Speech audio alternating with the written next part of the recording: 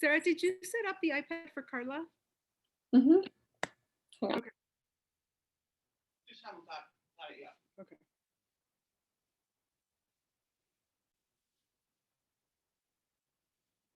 There it is. Yeah, she got it. Here's your pen. Thank you. Oh, no, you're not. I use Paul using the internet. Is that what I want to do? Yeah. Everything. Multiple people in same room, that happens. Oh,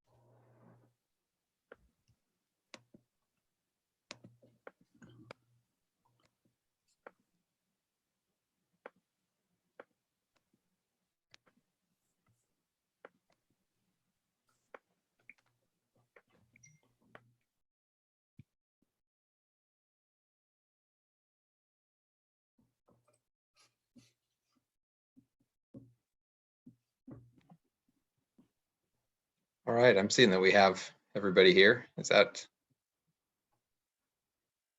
1, 2, 3, 4, 5, 6? Yeah.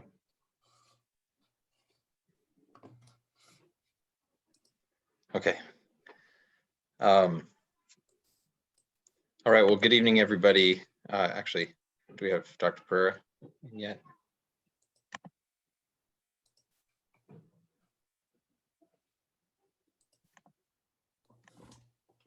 I'll just give it another minute or two.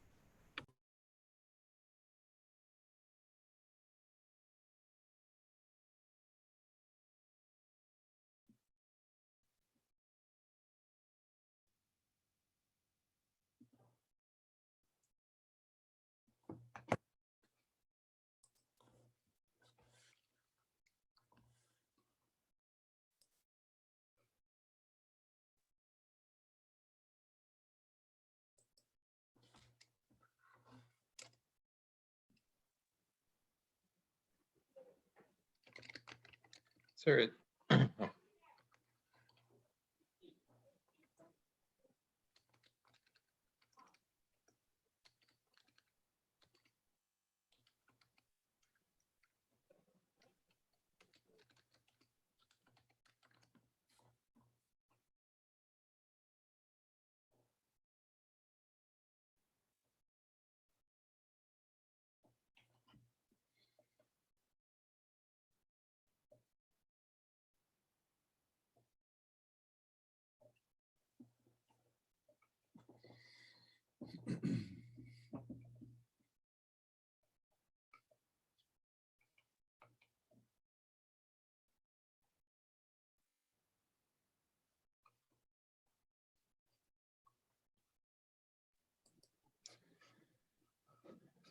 Sarah, I'm not seeing Dr. Pereira in my screen.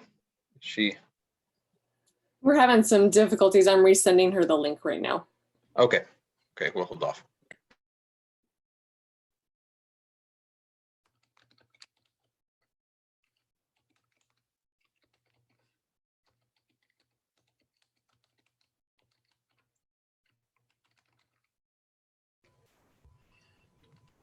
Chair Peterson, I have a question about the meeting material for tonight.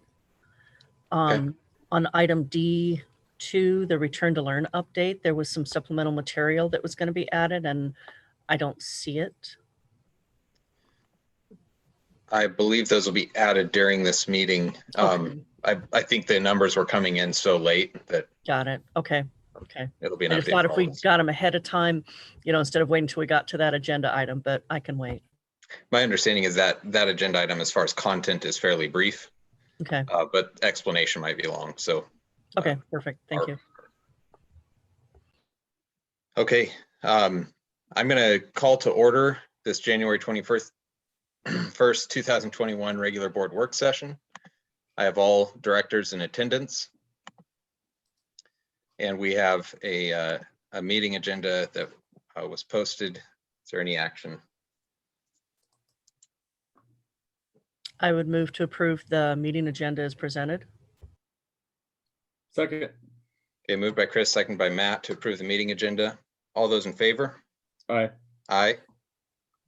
Any opposed? Okay. First up is Board Recognition Month. Mr. Cook, this has your name on it.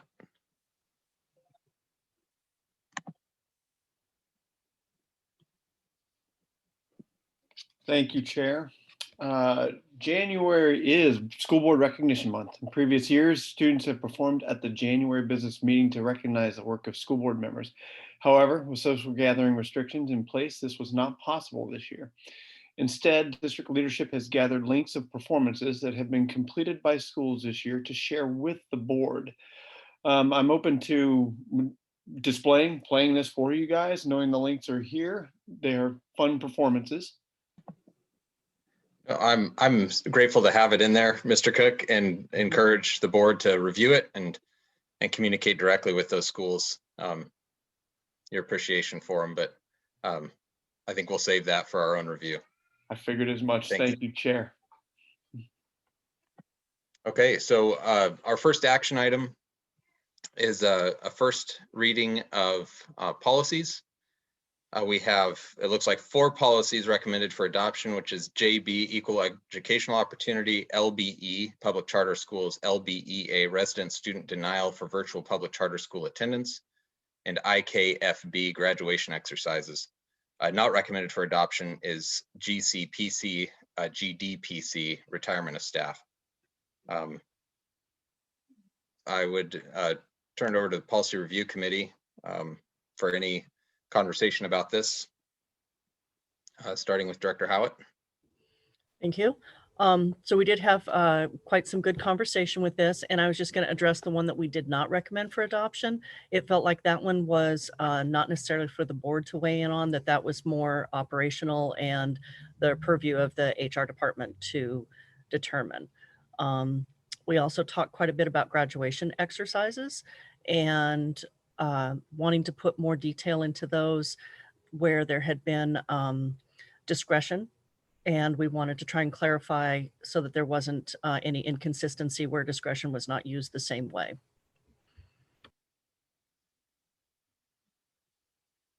Okay. Director Stowers, any comments about the policies? Yeah, I was not supportive, and I am really surprised that our education or graduation exercises went forward like this.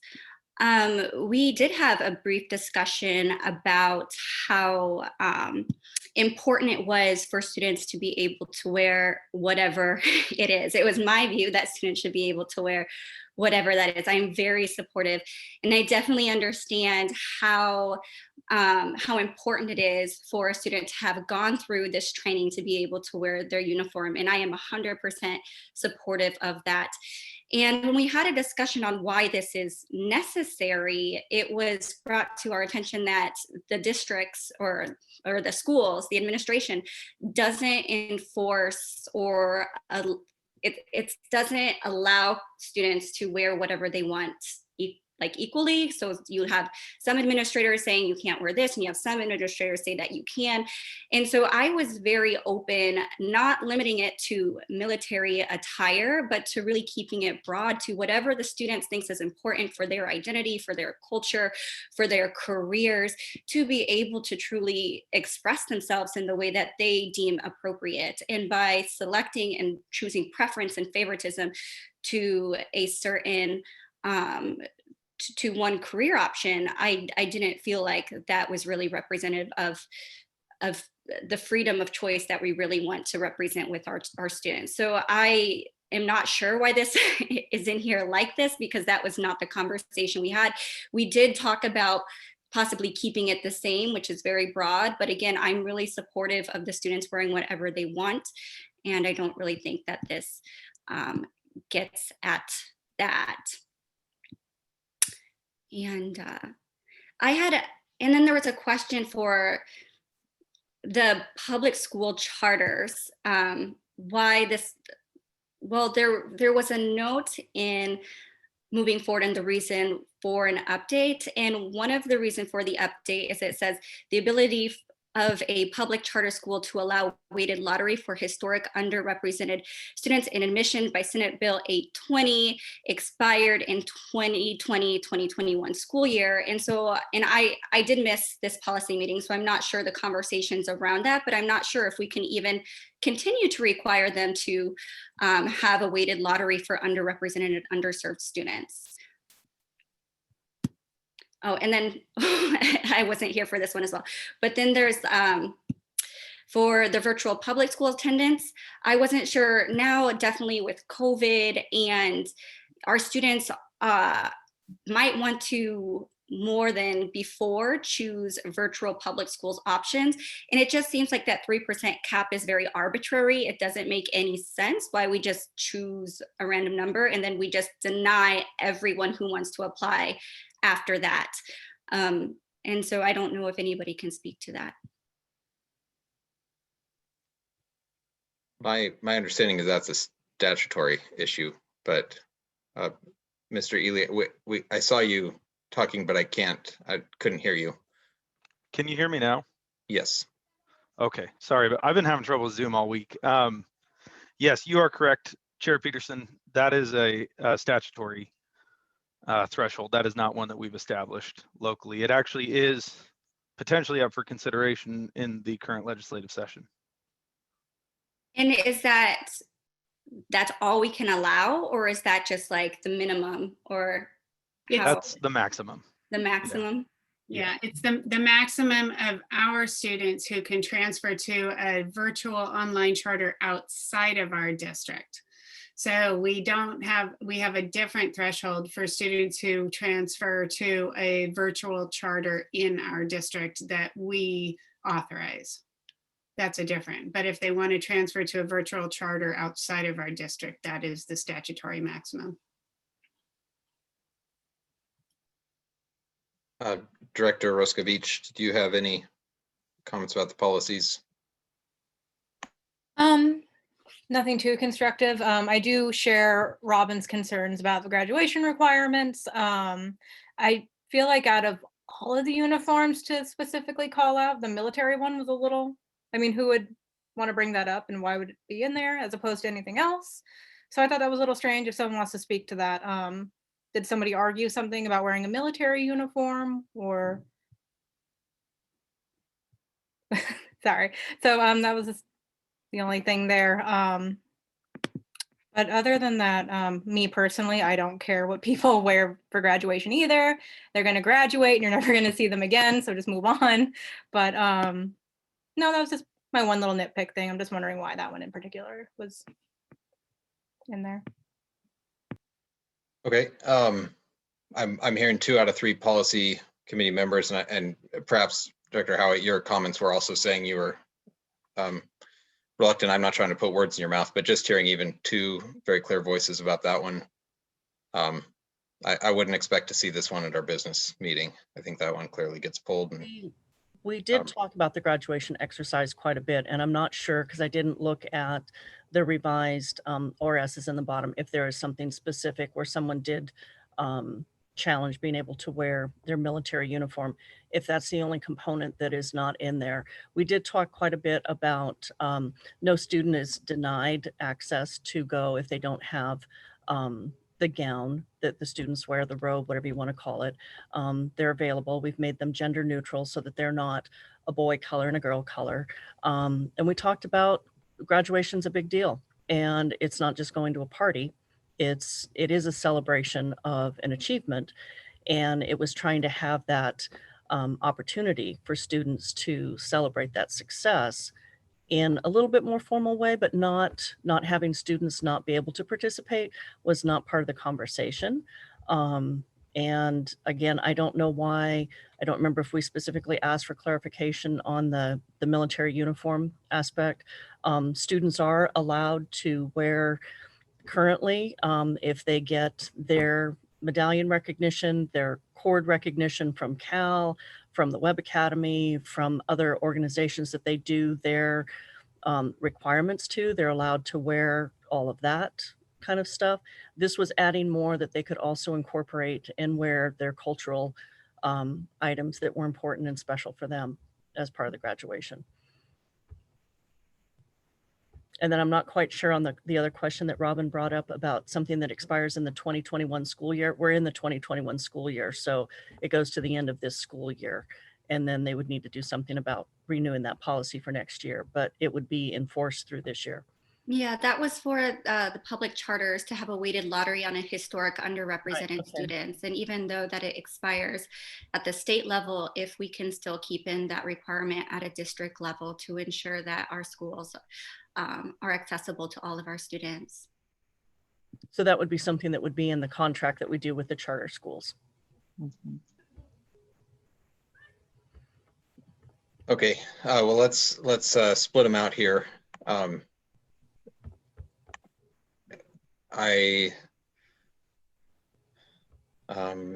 me go back to the agenda because it's easier to. So IKFB graduation exercises. I imagine that was coming to the committee because families are going to be making decisions about graduation exercises here soon, and we'll be planning. So I'm just looking at our board calendar and thinking, we have a strategic planning meeting at the end of February, I believe. And I'm not sure I'm inclined to have that work session in the middle of the month if we're going to dedicate a whole day at the end. And usually we try not to fill our strategic planning meetings with stuff that's typically dealt with in work session. That said, I think this policy has to be through by March. So that leaves us basically the work session before our business meeting in February to hash this out as a board. So that's where we'll deal with it. And that'll allow us to get it on the March business meeting. Is there any vocal objection to that? Okay, so that's how we'll move. If on the other three, if there are disputes with that, I'd ask the policy review committee to handle those quickly before the business meeting so that we can, and then if any of those change, then let's pull that from the consent and talk about it in person. So that's how we'll sort that out. Any comments from the board? Okay. Next up is the first reading of our comprehensive annual financial report, 2019-20. Jordan Ely. Chair. The district's auditors, Polly Rogers and Company, have completed the audit of our comprehensive annual financial report for 2019-2020 fiscal year. The audit was conducted in accordance with generally accepted auditing standards, and the general purpose financial statements for the year ended June 30th, 2020 adhered to generally accepted accounting principles. It has been the board's practice to take formal action on the comprehensive annual financial report by accepting it as presented by the auditors. This action will be requested at the board business meeting in February 2021. The business office intends to, and since writing this has, submitted the 2019-2020 comprehensive annual financial report to the Government Finance Officers Association and the Association of School Business Officials Excellence in Financial Reporting Programs. I'm joined tonight by Danny Breakbush from Polly Rogers, if the board has any questions. Okay, any questions? Thanks for joining us, Mr. Breakbush. No problem. Did you guys want me to run through anything, or because I typed up a little memo and was going to go over the board letter kind of, but if no one wants to go through that, I won't waste your time. No, I think that's been our practice. I appreciate you coming with that. So, Right, Okay. and I think the relevant part is on page 2 of the board report, that there were no findings of exception. So I think that's the important part, that once again, we have a nice clean audit. yes, Ms. Breakbush, if you wouldn't mind. Yeah, Okay, guide us gotcha. through. Yeah. Okay, so as Jordan has touched on, my name is Danny Breakbush, and I was the senior associate who worked on the district's 2020 financial audit prior to the file going to my compliance managers for review, and then finally to the partner, Roy Rogers, for his final review, sign off, and the report issuance. So for tonight, we'll just go over the few highlights of the board letter, or the communication to the governing body letter. So I hope the board has a copy of that letter in front of them. So now for those of you who do have a copy, if you'll please turn your attention to that letter. This letter basically goes over our responsibility as the auditor, as well as the responsibility of the school district's management. If there were any difficulties or disagreements with management, which we're happy to say there were none. So that's great. And then it also talks about the results of the audit and a few other miscellaneous items. So on page 1 of the letter, you'll see the 3 bullet points. These are essentially the 3 audits that we conducted on. And right here we see generally accepted accounting principles and auditing standards, the Oregon Municipal Audit Law and the related administrative rules, and then federal, state, and other agency rules and regulations related to the expenditures of federal awards. So that's it. Now moving to page 2, as Chris just said, that's where we show the results of the audits. So we've issued an unmodified opinion on the basic financial statements, and this means that we've given a clean opinion with no reservations, which is exactly the type of opinion one would want. So that's great. As far as the OMS letter, or the state minimum standards, as shown here on the letter, there were no issues or exceptions noted. So again, that's great. Since there were no material weaknesses or significant deficiencies found in the audit, no separate management letter was issued, which is of course a good thing as well. So the results of the audit, as you can see, are very good, very clean, no issues noted. If we'll go to page 4 of the board letter, here we have listed the future Gatsby pronouncements. So first is Gatsby 87, which pertains to leases. This pertains to operating leases and will impact most governmental entities. However, it won't come into effect until the 2022 audit year. So that's year ended June 30th, 2022. It was extended by Gatsby. So we'll be sending more information in detail as we get further down the road and close to that year to all our clients, but nothing to worry about for this coming year. Next, we have the Gatsby 84, which pertains to districts with fiduciary activities. So we know this is coming and will be applicable to districts. And essentially, it's going to just place some more restrictions on how fiduciary funds are reported.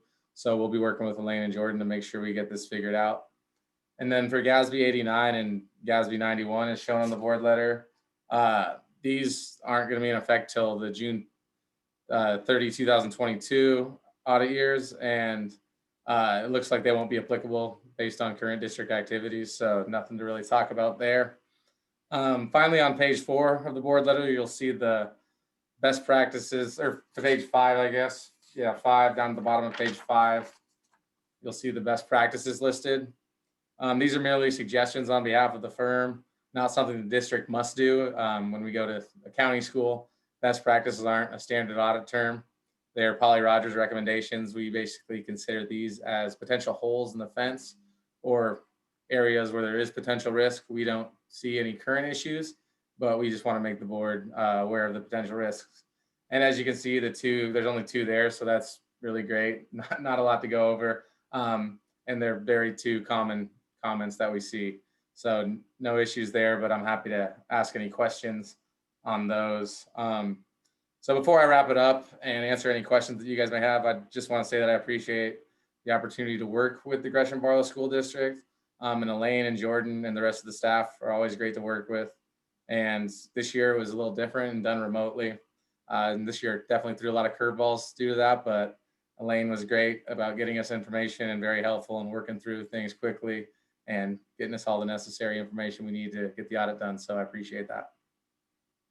And lastly, thanks for allowing me to sit in and present the audit to you guys. So if you guys do have any questions, just shoot at me. This is Matt here. I have a question.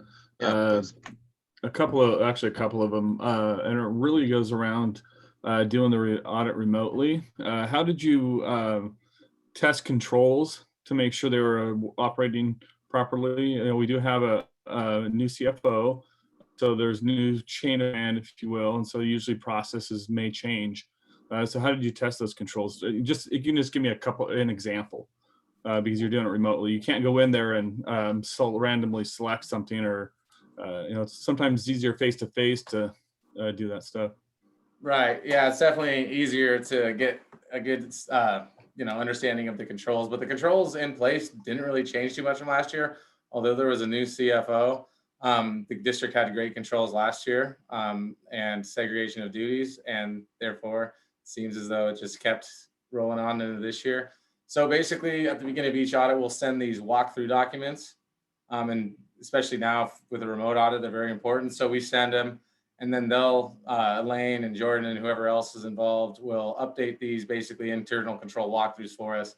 And then we will pick transactions, whether that be expenditures, journal entries, capital assets, all sorts of different things, and we'll test it. And then we'll use those controls to make sure that we do see those controls, whether that be a review of a reconciliation or a review and approval, things like that.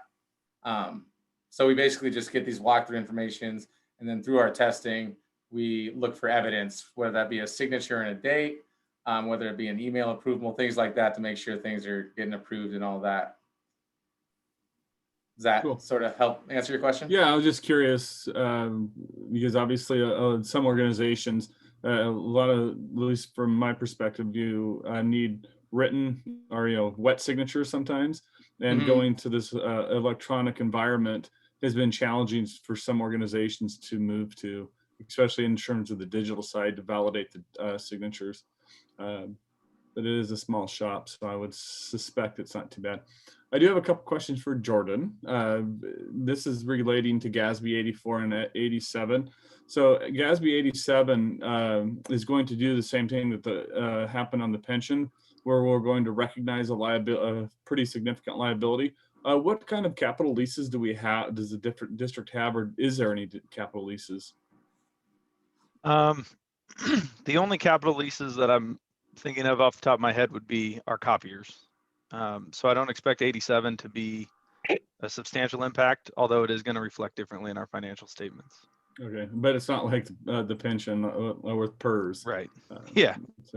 So that's why we have negative $22 million ending balance.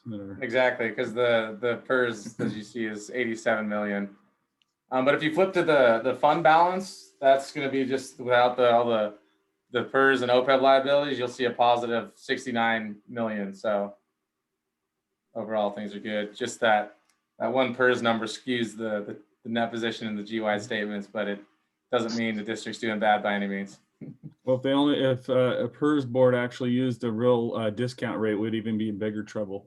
But that's another story.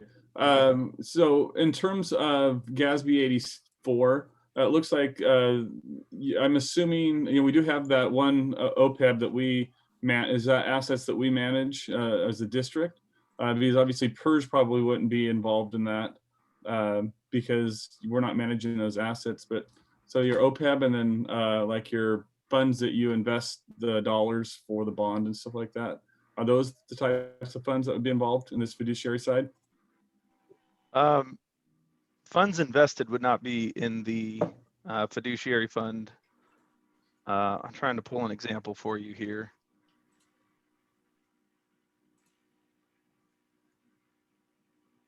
Yeah, so pension trust funds, post-retirement funds are the only fiduciary funds we have right now, which you had already mentioned. There is discussion among the school finance community about whether or not scholarship funds should be special revenue funds or fiduciary funds. And so we'll discuss that with Danny as the year goes on and figure out what we want to do. Any changes to that would happen next fiscal year. And then of course the CAFR would be, or the audit year that gets reflected would be the year after that. So.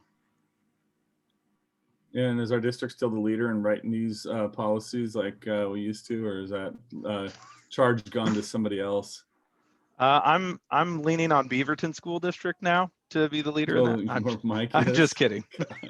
I'm just kidding. But you know, the focus has been for this year, just kind of maintaining what Mike did have in place. This district is very well respected among the school finance community, and so I didn't come in and make a lot of changes, and I don't have a lot of intended changes on the accounting side of our practice planned at this point. So I don't think the board should expect to see any significant movement on our internal controls or on the way we do our fund accounting.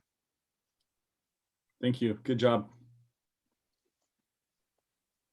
Any other questions for either Ms. Brakebush or Jordan?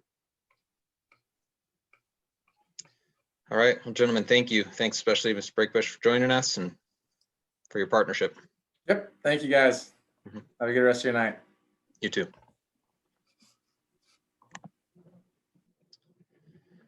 Okay, our next action item is a school address changes. And this has Mr. Ely's name on it. Jordan. Yes. Excuse me. Thank you. This is really just a technical change. I will read the agenda item because I see we have a lot of guests tonight, and so I'll read directly from it, but I just wanted the board to know we haven't moved our schools or anything like that. Physical locations haven't changed. The addresses just aren't reflected correctly in ODE's database, and in order to get that changed, we have to have the board take action to basically affirm that these are the addresses of these schools. So the addresses for Deep Creek Damascus K-8 School, Lewis and Clark Montessori Charter School, and Metro East Web Academy need to be updated in the Oregon Department of Education institutions database. For ODE to make this change in the institutions database, they require school board minutes showing the approval of the address change. These changes will be effective for the 2020-2021 school year and will not be retroactive. The new addresses for the schools are and again, these aren't new addresses in terms of the buildings. These are the new addresses that will be reflected in the institutions database. For Deep Creek Damascus K-8 School is 15600 Southeast 232nd Drive, Damascus, Oregon, 97089. Lewis and Clark Montessori Charter School, 14151 Southeast 242nd Avenue in Damascus, Oregon, 97089. And Metro East Web Academy, 50 Northwest 5th Street, Gresham, Oregon, 97030.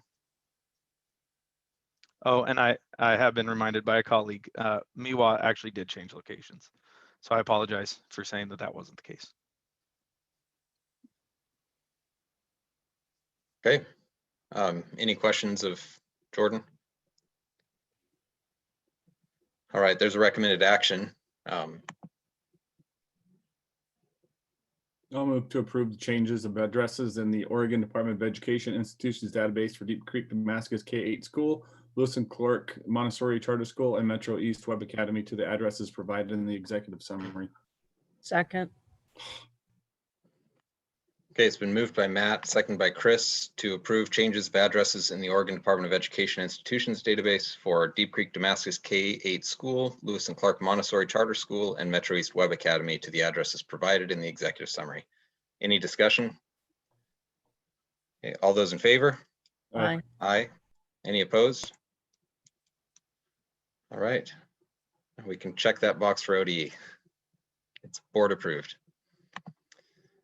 All right, this time we'll move forward into information items. These are items that we typically do not take action. It's not planned that the board would take action. Of course, it's always at our disposal, but we have two information items today, and I think most folks are listening for the second one, which is the return to learn update. But we're going to start with a review of iReady fall data, and this is Mr. Collins. Tim. All right, thank you, Chair Peterson. Also, point of clarification, ODE just released the graduation data this morning, and I have that ready to go to present as well, but I forgot to add that to the agenda item. Does that need to wait until a later point, or should that be shared tonight as well? I think you could share it tonight as part of this information. Perfect. So I will start with the iReady data first. And like I said, the graduation data from ODE was just released as of 8 o'clock this morning, so it's hot off the press for public release. So I'll go through both of those this evening. Sarah, do you want me to go ahead and move to presentation mode? Sure, if you have that ready, you can present. Excellent.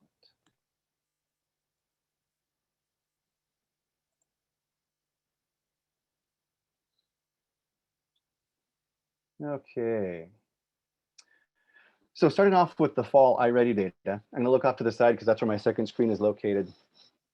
What we want to do is just spend a few minutes asking the question, knowing all that has changed in the last almost year now since COVID-19 impacted what we've been able to do on a day-to-day basis in our school district, what's the impact been on our students and their learning? And so iReady provides one of those opportunities for us to take a look at how students are doing, what their growth looks like in terms of education, especially since the state suspended state testing this last spring.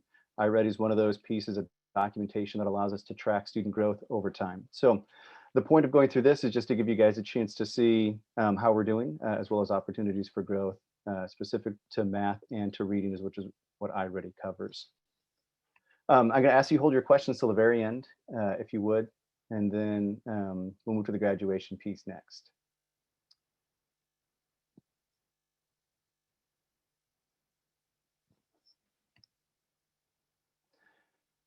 In terms of who completed the diagnostic, the numbers are there. About a 90% completion rate is what we had for our mathematics diagnostic, and reading, about 84% of our students completed the diagnostic. And these are the initial tests that iReady gives at grade level, just to see where students are relative to grade level standards. By comparison, last fall, we had about a 92% completion rate for math and about a 90% completion rate for reading. The reason that's significant is this year was the first year that we've done iReady completely remote. So normally iReady is done inside the classroom setting where teachers are helping to assist students working their way through the diagnostic. The diagnostic usually takes a couple hours as students go through. This was the first time that we had to partner with families though for the iReady diagnostic to be done at home. So our completion rate was a little less than what we had a year previous. We were pleased though to see that as far as that rush flag, you can see that there in red for both mathematics and for reading. iReady has a flag that if a student goes through the diagnostic too quickly, then they put a flag and say, hey, you might want to go back and take a look at the student's data because we have a suspicion that their data might not be accurate. And the reason that's important is how the students score on this diagnostic sets them up on a pathway that allows them to start working at either the reading or the mathematic level identified by the diagnostic. So the diagnostics were taken from home. They were open this last October. So we're going to go through both the reading and the math results, just so you can have a chance to see how our students performed on this initial diagnostic test. In terms of overall placement, we started the reading placement in 1920. That was the first year we offered it. That's why the 18-19 year is blank. And what this first graph is showing is it's comparing the distribution of students from the fall of 1920 to the fall of 2021. You can see the different bands there on the side. That dark green says that the student is already either at mid-grade level or above in terms of their competencies related to reading, as opposed to that dark red is the opposite end of the spectrum, where they're at least 3 grade levels or more below the standards for that particular grade. One of the questions we were curious about is to what extent with the home diagnostic, by offering it at home, did that drastically change our results because students were no longer necessarily being monitored and watched by the teacher. Perhaps parents were helping or involved more so than they might or should have been. What these results indicate is that by and large, our results are fairly consistent. You can see that the breakdown of students from the previous year to this present year is about the same. The other piece that I want you to notice as far as the number of students that were actually tested on this diagnostic, the difference is about 1,000 students. We only did this for grades 2 through 8. And the reason being for grades K and 1, we felt especially in October as school was just getting started, we wanted to focus more on the classroom aspect of building expectations and routines and not place the burden of this on our early learners at that point. They'll be doing the diagnostic that we start in February for both kindergarten and first grade. But for this first round, as we were just starting, we kept this from grades 2 through 8. So as you take a look at the grade comparisons from grade 2 through 5 on this one, this compares, it's not an apples to apples comparison. It's how students in second grade compared on the diagnostic in 19 and 20 to how they did this year in 20 and 21. One of the things you'll notice if you look at grade 2 especially, that band at the very top, that dark green is slightly larger, whereas if you shift over to grade 5, the dark greens are much closer in comparison from year to year. The same thing is true for those red bands down below. And one of the things we're curious about in this diagnostic that we run again in just a couple of weeks in February will give us a pretty good indication. Our hunch is that for our younger grades, as students are just starting out, parents might be providing a little more feedback and support than they would be at the upper grades. So there might be a little more noise in the data at our lower grades and more consistent findings at our upper grades. And the same thing is true as you take a look from grade 6 through 8, the bands are more consistent, especially at those upper ranges as you go through. Once again, because they were done at home, we can't rule out that parents might have helped or been involved in some way. So there's not a significant difference from year to year, but we do think that the home implementation probably impacted some students as they went through and gave us a result in their diagnostic. Again, this is an apples to oranges comparison, so it's not exactly the same students that are being compared in one band versus the next. In contrast, this next set of data actually is comparing a cohort of data and asking how did they do as they moved from one grade to the next.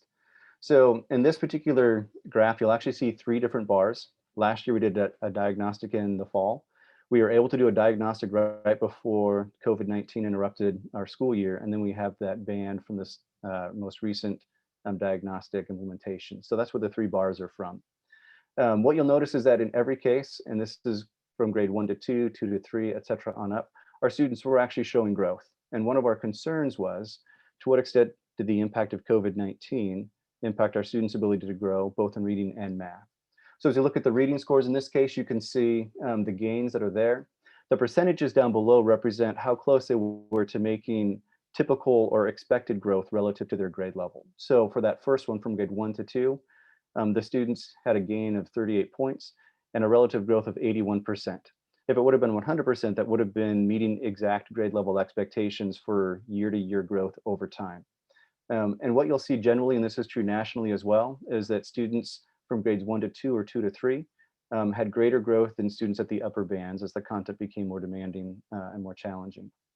The other piece down below that we thought was encouraging is as you compare this district gain and loss, it was all positive in this case, to the historic national norms. And iReady has been doing this for a number of years. What you'll notice is that our gains are fairly consistent at the earlier grades with what takes place or what's been taking place at the national level. And it starts to taper off as you get towards the upper grades. And you'll see that same sort of impact as you look from grades 5 to 6 and up through 7 to 8. An interesting anomaly there from grade 7 to 8. We don't know exactly what was happening in that case, but that actually is indicating that those students, all 336 of them, the overall average score, the aggregate score indicated that their growth is actually beyond 1 year's level in terms of standards related to reading, is what was indicated there. But that one is more of an outlier and an anomaly as you're looking at our data specifically. But generally speaking, the good news, our students were able to demonstrate growth in terms of reading. In terms of alignment to norms, the further or the more they increase in terms of grade level, the more challenging those standards were to meet. Looking at expected growth over time, so that current placement from the fall diagnostic is there in that top bar. So you can see our distribution, 24% of our students across the districts, grade 2 through 8, are 3 or more grade levels below where they should be. And 16% at the upper end are either at mid or beyond what their grade level expectation would be, specifically in reading. If students achieve typical growth in their reading through the iReady program that students are engaged in, what we'll see, typical growth would produce a decrease in those students who are 3 or more grade levels below by 10%, and an increase in those students who are at or above grade level by about 10% on the opposite end of the spectrum. iReady also has students establish what are called stretch goals. And those are goals where students take a look at or iReady puts out a mark that says there are some students who, if they work really, really hard, a growth mindset, they're able to achieve this level of growth based on where they start. And so iReady, as their students are working through different activities, reminds students of both, here's what a standard growth target would look like, but here's also, if you want to stretch yourself, here's what a stretch goal or an opportunity to advance yourself even faster might be. So you can see just the breakdown for students if they achieve typical growth, what that would look like by year's end versus if they were to move towards that stretch goal. And what we find is not every student is able to meet that stretch goal, and not every student chooses to move that direction. But we have students that are doing that every year. And so iReady says in the typical system, if you had 50% just doing standard growth versus 50% exceeding, here's what your data should look like by year's end. And once again, with our February diagnostic, this will give us a pretty good sense of where we are in terms of tracking student growth and progress, and we'll start that February 1. So part of the iReady curriculum or the iReady experience involves some online lessons that are key to what a student needs related to what the diagnostic has identified. In this case, iReady recommends that students spend about 30 minutes a week working through these online lessons that are tailored to individual needs. And right now, for this last week, for example, we had about 50% of our students that were engaged in at least 30 minutes or more of working on their iReady diagnostic. Over time, we can see that about 75% of our students have been working on lessons over the course of the year. They're averaging about 2 lessons per week, and their passing rate is about 80% on those lessons. And the way iReady is set up for students that aren't able to master the content on a lesson, they have other helps and assists set up so that students can go back and be retaught or relearning that particular content. So that's the reading data. Let me move ahead to the math data. And what you'll see is something that's fairly similar. Once again, this is asking how did our students do this year in comparison to years previous. We've been doing iReady math longer, so you can see that there's a bar there for the 18-19 school year. Once again, you'll also notice we had about 1,000 students less for the 2021 diagnostic, because again, kindergartners and first graders were excluded this first time around. Once again, you'll see the distribution as you look from left to right is fairly consistent, which once again gives us a pretty strong indication that as students went through the diagnostic, this is accurate information, and there weren't a lot of helps or assists that were given by parents or other guardians as students were going through this. The other piece, that's a part of this, math was the first diagnostic that was given. The reading came second, and so that might have had an impact on this as well. Once again, as you look at the comparison across the grade levels from grades 2 all the way through 5, you'll see a similar pattern to what we saw with reading, where there's a slightly larger group that are indicated to be mid or above in terms of their grade level band. That seems to shrink over time as you look across the grade levels. Once again, our thinking is this probably indicates that for some instances, we might have had some parents giving some help or assistance or feedback. And we've been working with our teachers, both this first diagnostic and the one coming up, to reach out to their families, help them understand the purpose of this, that it's not a graded test, that this is really about identifying where the students have strengths, where they have challenges or opportunities for growth. And so really encouraging parents to understand with the iReady, there'll be some questions that the students get right and some that the students get wrong. And that's absolutely acceptable because we're trying to figure out exactly what that student needs. Same sort of thing here as you look at grades 6 through 8, as you compare years to years. Again, these are different sets of students that are being compared, but the data is fairly consistent. So once again, it gives us a pretty strong indication that even though the diagnostic was taken at home, we're feeling confident that the data that we have by and large is a good indication of what students both have mastered as well as areas and opportunities for growth. When you look at growth over time, again, this is back to specific cohorts. So this is actually cohort data comparing year over year growth. And just like the reading data, we saw that there was growth in every instance as you look from 1 to 2, 2 to 3, all the way up from 7 to 8. The growth is not as strong though in the math data as it was in the reading. And you'll see that as you look through. Similar to what we saw with the reading, greater growth at the lower grades and less growth as you move up in terms of difficulty and complexity with the content. And similar pieces as you look at the upper grades. Interestingly, that bar on the far right from grade 7 to 8, that was the one that exceeded in terms of reading at 133%. And that was not the case necessarily in the math. So give some indications of some challenges that we have in terms of making sure that students are on track and meeting grade level standards as they move through our system, as we're working both big picture, but also individually with students. This again is also similar to what you saw with the reading, an indication of where we would expect our data to land by the springtime if our students were to achieve typical growth versus stretch growth. And again, the focus is helping students move their way through gaining skills as they work their way through different concepts and content. And again, the iReady math has individual lessons that students are engaged in doing in addition to whole class activities that the teachers are using as part of their math instruction. Again, a similar summary, just to let you guys take a look and see how students are using the iReady online resourcing tool. Again, this is about 10% more than what our students had in terms of reading. And then also in terms of lessons passed, slightly higher passing rate on math. And again, about 2 lessons per week is what students are doing on their own individually as they're working through the math content. That's again keyed back to their own specific ability level. So just to summarize a couple of key takeaways, our participation was slightly down this year. We figured that was due to the diagnostic being done at home. And also we were missing the tests for our kindergarten and first grade students, which we'll be doing in just a few weeks. In terms of the iReady data and comparisons, as you look year to year, the data is fairly similar. So even though the administration was different, this gave us a strong feeling that the data was valid and reliable. The other piece with that is we've been asking our teachers specifically to take a look at how the students are doing in the classroom setting. So iReady is one piece of data that teachers are using, but it's not the only piece of data that teachers are using. And I have had a number of conversations where it was clear that the students' iReady data was not anywhere near what the student was capable of doing or completing. And so the teachers were able to adjust what that student needed within the iReady program itself. But by and large, teachers are finding that iReady is fairly close and giving a pretty accurate reflection of what they know and are able to do.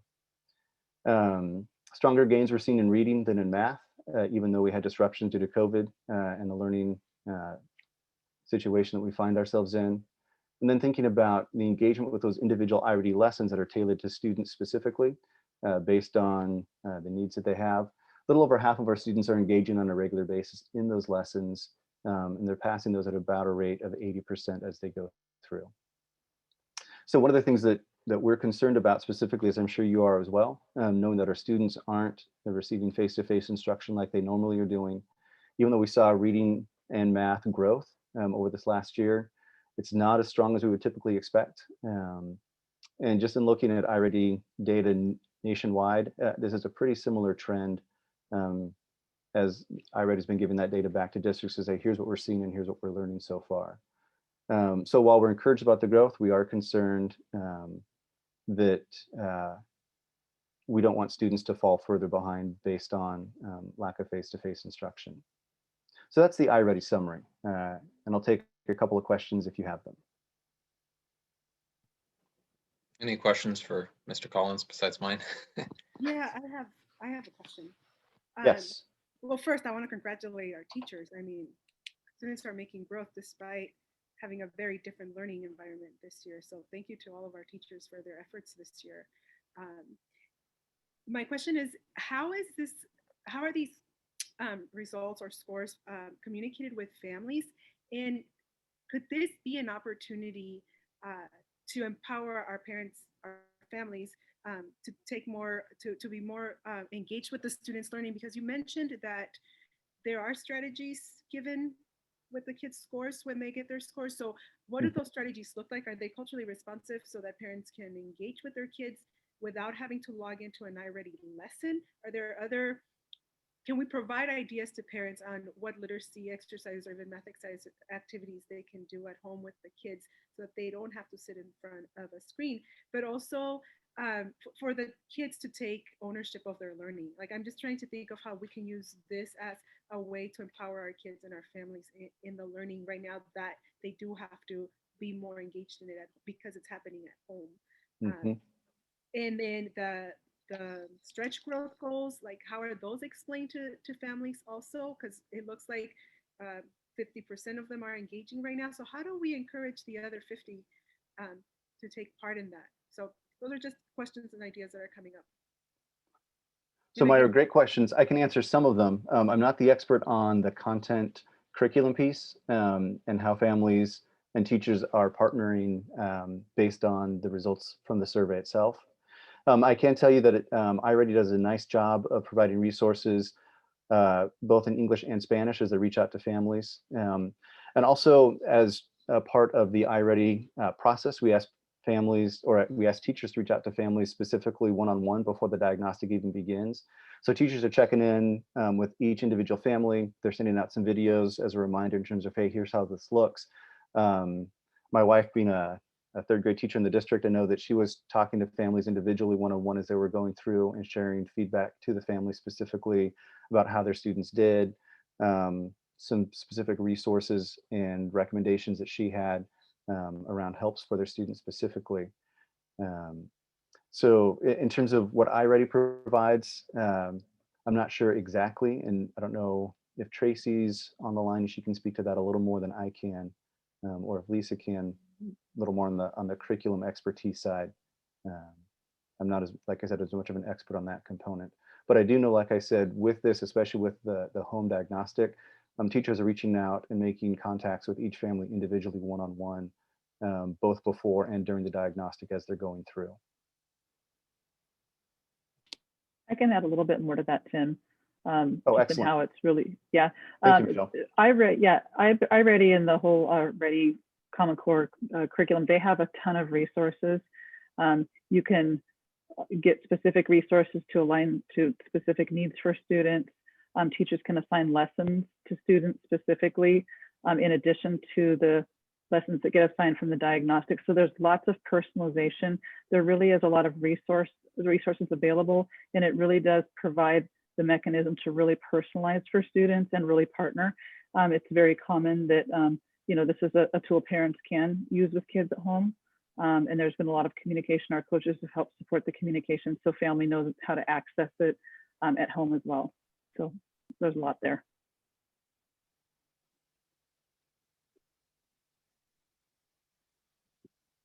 Any other questions?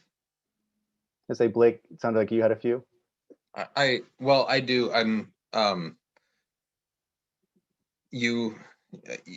You certainly, I think, caught probably where my question is, because you did address it, but a little over half of our students engaging in iReady lessons each week is concerning to me only because of my experiences with it. That's a daily exercise for the kids. That's a substitute for classroom instruction. And so I know in this environment, it's really hard to understand what engagement looks like. But yeah, having that, I think just from, we've had many tears in my home shed over iReady. We've had successes and joys too. But every day the kids are grinding at iReady, with the exception, I think, of my middle schooler. Though I could be corrected on that one. Anyway, I guess that 50% not engaging in those lessons is actually pretty concerning to me. Should it not be? Yeah, and Blake, you pointed out something that I glossed over quickly. So that 50% I was referring to, so I put the slide back up. So iReady does a week-by-week summary for building principals to take a look at to see how their students are doing. And this is from the last week specifically. So this is taking a look at, I don't even know what day it is because of COVID and working from home. Anyway, so this last week, this is what it looked like in terms of lessons on time. If you look to the box there on the right, that shows you a much stronger indication. We've got probably around 75 to 80% of our students that are working on completing lessons on a more consistent basis. So iReady tells us both who's involved and engaged, as well as who isn't, and what does it look like week by week. And we see an ebb and flow absolutely in terms of accessing iReady online instruction and those supplemental resources that are there. Of greater concern is, so for those 1,000 students that are there that aren't engaging in the online lessons, the bigger question becomes, how do we help resource those students and help them to become engaged in the learning process?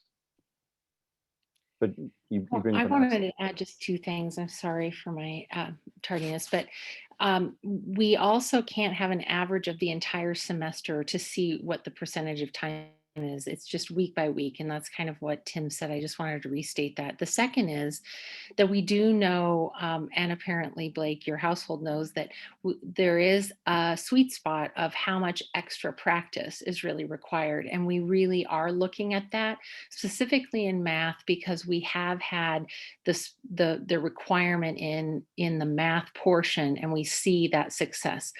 As we have rolled in the reading portion, or ELA, through 8th grade, just so you know, Blake, that it is available in middle school as well. That time will be set.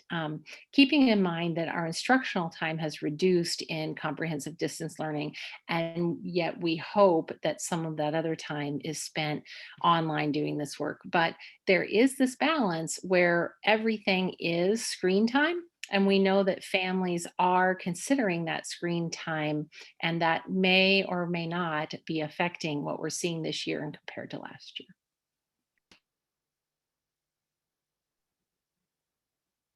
That's great. That's helpful. I guess asking for, I mean, so understanding that the information is weekly, I would think that we could get a trend analysis week to week then at that point. Okay. And I'm not asking for that now, but I do think there's some indication of engagement there. And I think the second part of it is when you look at some of those personalized summaries where you have green blocks and red blocks, and then the bulk of students either one grade behind or early on grade. Obviously, there's a concern about the 24%, I think, in the reading, you know, whatever it was, who are in that red block. Is there any indication in the iReady assessment of those kids who are already not meeting, they're already 3 grades behind getting, I mean, are they trending at all toward grade level? Or are we getting a big divide? Or, you know, I'm kind of wondering at the top and bottom echelon, from the assessment standpoint, are we getting like a plateau of our top performers, you know, kids who are assessing really well? And are we seeing a drop off of those who are assessing low, or are we seeing any patterns in those two extremes? And Blake, we'll have a better sense of that after the second mid-year diagnostic. Okay. So the answer is we don't know yet, especially with online learning and the new way of doing the diagnostic. I mean, our first question as we launched this fall was, can we do this accurately and in a way that's going to give us feedback that will be valuable and actionable? So the second diagnostic is going to allow us to address that exact question. How are our students doing based on the instruction that they've received? And with that, are we seeing are we seeing the changes that we want to see in terms of growth, or are we seeing students plateau? You know, what does this look like in order to be more strategic around how we address the needs of our learners? Absolutely. That's really helpful. So is that assessment happens in February? Correct. When does that data become available? So that data will be available right around the beginning of March. It usually takes about 2 to 3 weeks for iReady to collate that and get that back to us. I think we've got a meeting with them during that first week or second week of March as they walk through the data with us, but we'll be able to get the data in real time as well. So it gives us a chance to start looking at our numbers to see what trends or patterns that we see. Thank you. This is really good information. So I appreciate that. Yeah, so your kids will be doing the online diagnostic in just a couple of weeks there, Blake. So good work. Well, we'll split up the home We again. hope cheers and not tears. Yes. One other thing to say is this is a great example of a tool that is a dashboard. And so we're looking at it in this highest level of across the district. But teachers are looking into this at any moment, at any time for any individual student. So you see those questions and answers that you're asking student by student, and it helps with placement of small group instruction. It helps with reading specialists and additional supports. It really needs to be considered that we're giving you that district approach, but the most important thing is getting a dashboard and a tool like this in the hands of our teachers.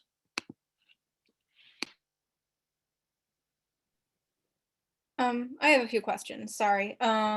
So I'm just a little confused. I kind of wish I saw this presentation before the meeting, just so I can really get fully prepared on what's going on. But so I'm under the impression that iReady is like a self-learn tool that students are using online. I can speak to that. It's intended, it allows us to work, it like works in tandem, so it supports the core curriculum. So there's the core curriculum that teachers are using, which is what all students are getting. And then the iReady is more personalized to the individual level to help enhance the learning and help, you know, with that alignment between what individual skills kids might need. That's the intent behind it.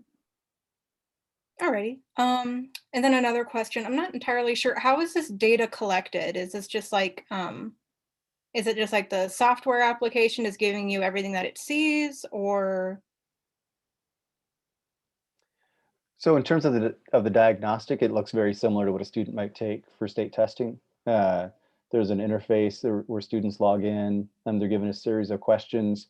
It's adaptive in terms of as students respond to a question, if they respond correctly, it poses a more difficult or challenging question. If they don't respond correctly, it poses an easier question. So it's an adaptive sort of system. And students take anywhere from sometimes as little as 45 minutes to sometimes as long as they need, and 2-3 hours if they wish. But the system is adaptive, and it's questions, like I said, similar to what they'd find in the state test, where it tries to identify different skills that a student has relative to reading or to math. Alrighty. Okay. Will this be emailed to us after the meeting? I just like to look over it some more. It was a lot of information in a short amount of time. So. Oh, absolutely. And It's added to the board agenda, Amanda. Thank you. So it'll be attached. And I would like to know, is this information broken down by demographic information? There is demographic breakdown as well, correct. I think that would be really important for us to track how we're doing, with our equity, and how all of our students, if there's a certain demographic that is really struggling, to be able to provide additional support services and to really understand what's going on. So that information will be really important to have for us as well. Yeah, I think we can provide that in the March session. The diagnostics that we've been doing really have been at the school levels. And again, it's diagnostic information for improved assistance and enhancement of students' learning. But we can provide that in March. All right, thank you. And thank you for asking that, Robin. So, Dr. Pereira, will we be able to use then, or will you be able to use that data that you get in March to provide supports over the summer, you think, for the kids who may not have made as much growth as expected? It can be one of those features, but again, we continue throughout the remainder of the year with it. So absolutely. And I think what we saw last year in the trend with it and continue to see is because of the adjustments that the software makes based on the students' abilities, it really does help support them build their skills over time. And that is the most impressive part to me as an educator, because you don't want to keep frustrating a kid who is struggling and keep giving them harder questions. You kind of give it goes backwards a little bit and helps rebuild them up to a level in which they can perform well. And once that confidence is built and the accuracy is there, it continues to build on their strengths as opposed to their weaknesses, which is, I think, a different way to look at things. But as Tim highlighted, teachers are able to peel back that onion and look at it a lot deeper, and they utilize it. And again, this is a testament to the improvement that are being made in our classrooms and our students. And how much does software service cost our district? I don't have the exact correct amount in front of me, Robin, and I would hate to quote and have it incorrect, but I can get that information to you. But it's something we've invested in for our district and had a lot of input regarding it, and it is it's a very welcomed and wanted and needed piece of a tool that we utilize in order to help it enhance learning. Any other questions? Yeah, I would just say, just so anybody in the public who maybe isn't seeing this as much, I know in our home, we've got a couple of kindergarten learners. They spend 15 minutes doing iReady math every day. That's it. Besides that, and in the hands of a professional, it's a powerful tool. We've seen it grow our kids. We've seen it challenge them. That's the tears. It's not a bad tears. It's a, I've hit my limit and I'm frustrated. And then iReady kind of accommodates that and allows them to push through. But besides that, they're doing a lot of workbook work, kind of traditional school elements as part of their homework. So at least I can say for our youngest learners in particular, they are not glued to a screen all day. That's kind of a misconception. They have a few 30-minute lessons during the day. iReady compose some of it. I think they do some reading online, but much of their work is analog. It's the same way a lot of us learned. So that's my own experience, and I'd like to just say, partly I'm encouraged by that. By having that information in March, Tim, not so much to critique what this last year has looked like, but to make sure we're able to leverage supports for the fall. And I think that information will be vital to us to help understand what we're up against this next fall in particular, to make sure we're allocating the resources where we need to. So I know the team is always looking at that, but I'm grateful to have that perspective as a board too. So. Well, especially considering that we don't have the state testing data, that provides another data point, so to speak. That's one of the elements that we're missing at this point. So we'll have the mid-year diagnostic that takes place in February, and then we'll actually have one more for iReady that takes place at the end of May, beginning of June, to capture 1 year's worth of instruction, just to see where students are. And we missed the one last year in May/June because we just weren't able to offer it remotely. And iReady wasn't set up to do it at that point in time either. So I think the most yes. critical piece here to know, though, for public and those of us here, is that that tool definitely is one that helps to build skill. It's not just a remote rote practice piece. It does really help students build their skills on different tiered levels. And we talk about the multi-tiered support for our students and helping them in various ways. This is definitely one that helps. And is a diagnostic tool that is being utilized in the right way. And I say that publicly because we also have state testing that is also diagnostic testing, but is not utilized, in my opinion, in the right way. And I'm not saying from the school standpoint or the district, but I would say that statewide, because it truly is one slice of a student's school year, one day. And to me, that's not an accurate assessment of a student, only one day. I think you need more than that and what goes on in the classrooms, which is why our teachers and our principals and our leaders, we look at other data points as well, because we realize that that day could have been a bad day for that student. But we do look at trends as well, so it does help us ensure that we are supporting our students in their learning. Mr. Collins, I believe you're going to add some graduation data for us. Yes, hot off the press is literally released at 8 o'clock this morning. And we'll make sure Chair Peterson and the rest of the board that a copy of this gets to you as well. This one is very data dense because there's a lot that's going on in terms of graduation, and there's a lot of information that's here that you'll want to go back and look through at a slower pace, I would imagine. But I'm going to walk through some of the highlights, and then I'll take some questions at the end as well as we go through. So I will share my screen again.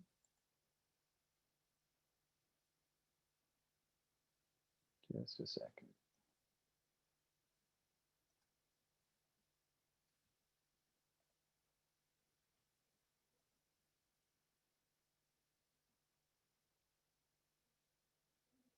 All right, so we're loaded up and ready to go. What we're looking at is the graduation rates from the class of 2020. So these are the students that just graduated. Collins, I think right now we're seeing your calendar, Oh, that's which exciting. is as full as I ever imagined it could be. So Let's stop that one. Let's try this again. Let's see if this one looks better. We could talk about my calendar if you wish. How's that? that's looking better. Okay. Less stressful. Yeah, and this is a light week. So with that, what I want to do is give you guys a chance to see how we've done this last year for our students that just graduated this past June, and also give you a chance to see a historical perspective in terms of where we've been.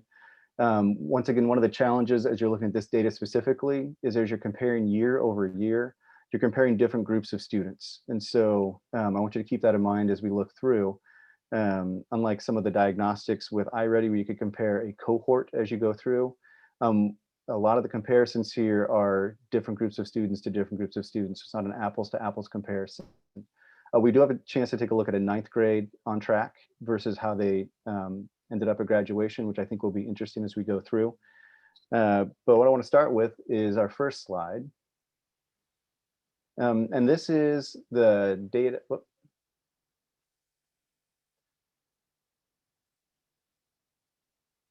I'm trying to get the bar out of the way. I will just stop. This data right here goes all the way back to 2011-12 and traces the historical graduation rates for the district versus the state of Oregon. One of the things I want to point out with this data specifically that's going to be separate or different from the rest of the slides in this presentation is the data here does include Metro East Web Academy, and I've excluded it from the rest of the data as we go through. The reason that I put this up, that 78% number, is the data that you'll see posted on ODE's website in terms of the graduation rate for the Gresham-Barlow School District. That includes Gresham, Sam Barlow, Springwater Trail, Metro East. And then there's also a very small number of our students, especially in special ed, who are involved in various programs across the state, who are also included in this graduation number. But right here, what you can see is over time, we've had fairly flat rates when you include the Web Academy in our graduation rate, with a significant increase that's taken place this last year. This data has slowly been increasing over time from 2011-12 up to the present. Back in 2011-12, we were above the state average, and more recently, when you include the Web Academy, we're below the state average. So remember that 78% number, because when you take out the Web Academy, our graduation rate for the district, if you look at Springwater Trail, Sam Barlow, Springwater, and then a couple of other students assigned to other programs, our graduation rate is actually 84.1%.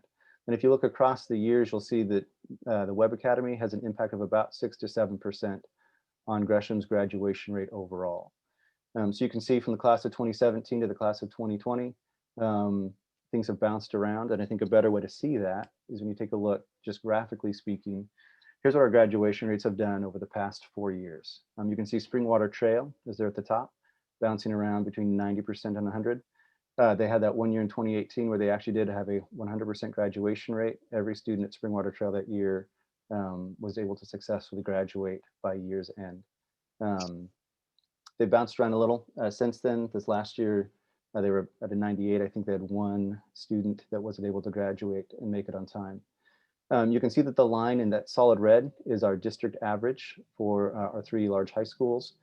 And then you can see the Oregon average there in that dark dotted line kind of underneath. So when you take a look at our large comprehensive high schools in Springwater Trail, what you see is that our district average is generally speaking above the state average as far as graduation rates are concerned. There have been some challenges with Gresham over time, but Gresham's moving in the right direction, which is exactly what we want to see. So you can see the rates there historically over time, and you can see kind of the trajectories where we're moving at this point, kind of school by school as we're looking through. The dropout rate is a part of graduation. It's not the exact opposite because, well, as you'll see, our dropout rate this last year was the lowest that it's been for the past 4 years at 9.6%. So that means of all of the students that were present with us beginning in their freshman year, a little under 10% of them dropped out before they walked across that graduation line. When you take a look, generally speaking, our dropout rate has decreased whether you're looking at Sam-Barlow or Springwater Trail. The interesting piece with Gresham, you can see the dropout rate has slightly increased over 2019. One of the pieces there is that the overall population at Gresham High School shrank. And then the other piece with that is there were fewer students that were involved in other sorts of alternative certificates that don't get counted as graduates as part of the graduation rate. So they stopped before they either earned a GED or an alternative certificate of attendance or some other sort of ending certificate. So what you see with Gresham specifically is even though the graduation rate increased, the dropout rate also slightly increased as well. And that's the reason why for that. But you can see generally speaking across the board, we're at the lowest dropout rate that we've had in 4 years as you're looking at serving our students. Take a look at demographics specifically. As you're looking at the green boxes versus the red, if you look down the column, this will make a little more sense, I think. What I did is I asked the question, does the number below, is it smaller or larger than the number above it? So if you take a look at that first group, American Indians and Alaska Natives, 46 is smaller than 86, so it's in red, whereas 67 is larger than 46, so it's in green. So the way that I set it up, if it's greater than or equal to, it's green. If it's less than, it's red. You can also see the sizes of the samples there, and those are just approximates. So you can see some of our smaller groups, American Indian and Alaska Natives, are only about 15 students in any given year. And it actually, 15 is even larger. I think it ranged anywhere from 6 to 12 over the 4 years for our graduation rates, as opposed to Hispanic Latinx students. It's about 260 students are in that group from year to year. And once again, that fluctuates because you have slightly different populations year by year. So once again, as you're looking through, if you look at that 2020 line, what you'll see is that every demographic group had a greater or stronger graduation rate than the year before, with the exception of our multiracial group. And I'm not sure exactly the reason for that specifically, but what this is generally telling me is that for the year 2020, we saw an increase by and large across the board for our students at Gresham, Sam-Barlow, and Springwater Trail. Two other groups that we're looking at specifically is how did our students do in special education, as well as our English language learners. Again, the groups here are much smaller. Special education is about 110 students, approximately. English language learners are about 60. Once again, as we're looking in comparison, the data itself fluctuates as you look from 2017 all the way to 2020. But when you take a look at the 2019 to 2020, you'll see that there's a marked increase for both of those groups in comparison to that previous year. I wanted to bring this back to some of the data that Oregon was releasing as well. So you'll see some of these numbers there in that white column in the data that ODE has released. So overall for the state, the overall average was 83%. For us, for our large high schools in Springwater Trail, our graduation rate was 84%. So the increase of 1% means the box is green. You can see that we're even for our American Indian and Alaska Native population, which is fairly small. Our Black and African American population, our grad rate for 1920 was 3% above where the state was. Our Hispanic and Latinx students are slightly below, but they are very close in terms of where they were relative to the state. Native Hawaiian and Pacific Islander is a really small group, and because of that, that rate fluctuates wildly. So even one student has a difference of about 10 to 12%, just because that group is so small. Special education and English language learners, significant increases for that special education population, and a nice solid increase or difference as you take a look at our district versus the state for those outcomes. In terms of growth, it's not just looking at how did our students do, but the state was also looking at growth over time. So this was comparing where students were in 2019 to that graduation rate in 2020. And again, this is not an apples to apples comparison. It's asking how did that group in 2019 look in comparison to 2020. So Oregon said when you compared those two groups, there was about a 3% growth rate between those two groups, and ours for the district was about the same. For American Indian and Alaska Natives, the state actually saw a decrease in that overall graduation rate, and ours remained relatively unchanged. Again, a very, very small group.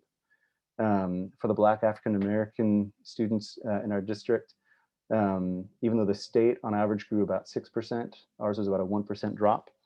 But if you go back and take a look between where we were versus the state, we're about 3% higher than where the state is as far as that group is concerned. In terms of growth, slightly larger growth for our Hispanic Latinx students. Hawaiian Pacific Islander, we're off as far as that is concerned. In terms of growth, we actually didn't increase in that one. For special education and English language learners, the year-over-year growth is significantly larger for both of those groups than the state for this 2020 year versus 2019.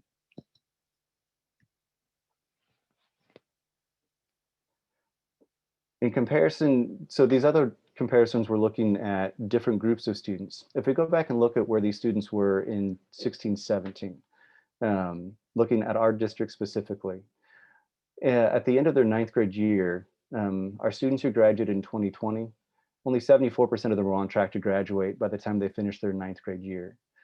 When we jump forward 4 years into 2020, what we see is that 84% of those students graduated on time.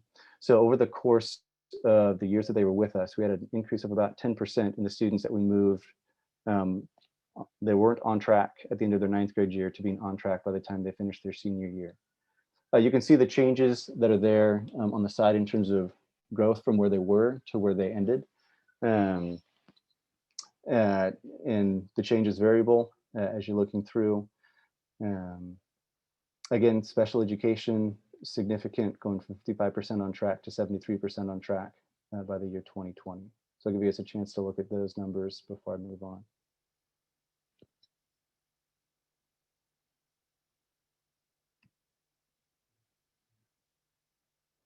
So just a couple of pieces in summary. Overall, the graduation for GBSD increased by 5% over the previous year, although this rate still trails the state average. And that's when you include the Web Academy in our overall numbers. That's what that first bullet point is about. When you pull out the Web Academy, we're looking at a 3% increase over the previous year, and we're consistently above the state average when you're looking just at our comprehensives and Springwater Trail. In terms of demographics, all of our subgroups and special populations, with the exception of our multiracial students, either matched or improved their graduation rate when you compare to the previous year. And again, that's not an apples to apples comparison, but that's just looking at a group of students compared to a different group of students. Wanting really to call out as far as special education is concerned, a 17% increase in their graduation rate when you compare to the previous year. Impressive no matter which way you look at that one. A 10% increase from the percentage of students who were on track to graduate at the end of their 9th grade year, those who graduated 4 years later, which I think speaks to the work that our teachers and administrators are doing at the high school level to identify those students when they're struggling and working to make sure that they have what they need, or trying to ensure they have what they need to get back on track to graduate on time. Couple of challenges when you take a look at our smaller demographics, with the exception of our Asian students. All of them had lower graduation rates than their white peers, and their graduation rates were below that of the district. Also, the other piece that's of note, our special education students and those in our English language learning programs continue to graduate at a lower rate than their peers who aren't in those programs. So those are concerns for us. We want to see equity and parity across the board, and those are the pieces that we're moving towards. So while we're excited about the growth that we've seen, we also recognize there's work left to do in order to bring all students up to parity as far as graduation rates are concerned. So with that, I know there's a ton of information in this particular PowerPoint, and I'd recommend taking a look at this on your own, but are there any questions initially as you're looking through this initial set of data as the state just released it? So you mentioned, Dr. Collins, that the students who don't finish but go on to finish high school requirements in another way, whether it's GED or doing something else, doesn't necessarily count. I don't recall if you said in here if the 5th year students count in our graduation rate. So I'm only looking at 4-year graduation rates Right. on this one. Okay. And then on the other thing, the demographics are self-identified demographics. So they're that is correct. Okay. Okay. And Chris, those graduates with GEDs, et cetera, will be counted in the completer information. And we only had the 4 year to crunch today. So, but we'll get that whenever we're given that information. Hey, Tim, this is Matt here. Yes. Quick question on the dropout rate. Is that a cohort rate or how's that data calculated? Good. Yeah, that is a cohort rate. So it's looking at the students who entered at grade 9. And any student that's not identified either as transferring to another high school, finishing in a different program in some other way is counted as a dropout.